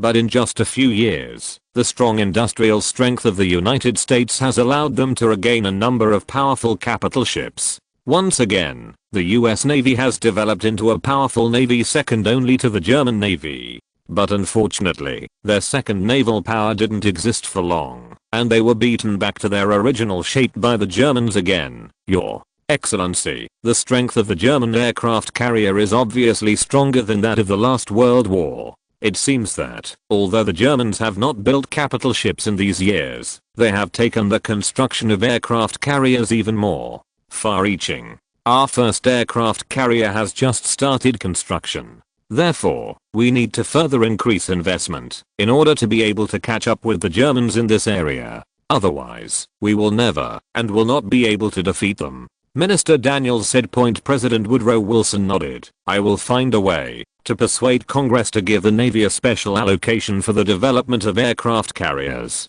In the future, we will definitely build a powerful aircraft carrier fleet that is not inferior to the Germans of. Finance Minister McAdoo nodded. Although the financial pressure in the United States is already very high, however, in the case of the Navy's fiasco, they must find a way to invest huge sums of money to develop the Navy, so that the Navy can quickly recover its strength and even become stronger. Otherwise, the national security of the United States cannot be guaranteed, let alone a confrontation with Germany, unless the United States is willing to give up the struggle for hegemony and willingly accept Germany's suppression. Otherwise, military investment is indispensable. Your Excellency, the Navy has failed. So what should we do next? In the Azores, there are still more than 40,000 Marines. Minister Garrison said. After the failure of the US Navy, the US Marine Corps that landed on the Azores became a lone force. With the complete cut-off of logistical supplies, they simply couldn't last much longer. Even before the logistics are cut off, they will be wiped out by the Germans with naval guns. Can the Marine Corps hold on to the Azores? Minister Garrison shook his head. In terms of materials, we have transported a lot. It is enough for more than 40,000 people to use for 3 months. However, the Germans will not give us such a long time, and their naval guns will keep firing. Teams will suffer heavy casualties, Garrison said. Your Excellency, we may consider bowing to the Germans. In this case, our tens of thousands of troops can be withdrawn. However, if we bow to the Germans, their asking price will definitely be quite high, Secretary of State Bryant said. Since the war has been lost, they have to figure out how to deal with the aftermath. The Marine Corps can't afford to lose any more when the Navy loses. The US Marine Corps only has a total of more than 100,000 people, and this is a strength after the expansion of the Army. The 1st Division and 2nd Division are the elite among them. If it is lost, the US Marine Corps will really be seriously injured. Bow your head? The expression on President Woodrow Wilson's face kept changing. Of course he didn't want to bow to the Germans if he could, but now, they seem to be pushed to the point of no return. Gentlemen, what do you think? Woodrow Wilson asked President. In his heart, there was undoubtedly some dissatisfaction. Your Excellency, there is no way. This time, we lost again. If we don't admit defeat, then the loss will only be greater, McAdoo said. Garrison and Daniels also nodded. Although this result is undoubtedly too bitter for them. However, they can only swallow this bitter fruit by themselves. Otherwise, they will pay a higher price. Well, Your Excellency, Secretary of State, contact the Germans and tell them that this conflict is nothing more than a misunderstanding. I hope it will not affect the relationship between our two countries. Most importantly, the deployment on the Azores troops retreat back safely. If the conditions of the Germans are not too harsh, you can consider agreeing to them. President Woodrow Wilson said. Yes, Your Excellency. Brian nodded. However, he thought in his heart that this was undoubtedly a very difficult task. The navies of both sides almost lost their minds. How could it be a misunderstanding? The US Navy is almost annihilated. Of course, even after suffering such a big loss, if the Germans agree that this is a misunderstanding, it will undoubtedly be very beneficial to the United States. In this way, they will be able to suffer less losses. However, Brian knew that this was almost impossible. The Germans had such a good opportunity, how could they let it go easily? If the tens of thousands of people in the Azores want to return to the United States safely, the US government will inevitably pay an extremely heavy price for this. Even if the talks collapsed, tens of thousands of people would all die in the Azores. Thinking of this, Brian couldn't help but shudder. The British cabinet was informed of the fiasco at almost the same time. British Prime Minister Churchill really looked like this, as if he had expected the failure of the American fleet. The Germans are not so easy to deal with. The Americans are still a little too eager. If they wait a little longer, they will have a stronger strength. In that case, they may not have the strength to challenge the Germans. Now, more than 10 capital ship was lost again, and it would take a lot of time and a lot of money to rebuild it, which is really not cost effective. Churchill said. Now, the Americans should have a headache about how to deal with the aftermath. The Germans are quite good, said Sir Edward Grey, Foreign Secretary. It is estimated to be very difficult. The Germans will not tolerate this behavior of the Americans. Churchill said. Indeed, the German Emperor Qin Tian was very dissatisfied with the actions of the Americans this time, and made up his mind to punish the Americans. How could it be explained clearly by a misunderstanding? End of this chapter. Thank you very much for reaching the end. Don't forget to like. Looking for more exclusive content and immediate access? Subscribe to our Patreon. Remember, every like, subscription, or donation encourages us to continue. Thanks to everyone. See you in the next video.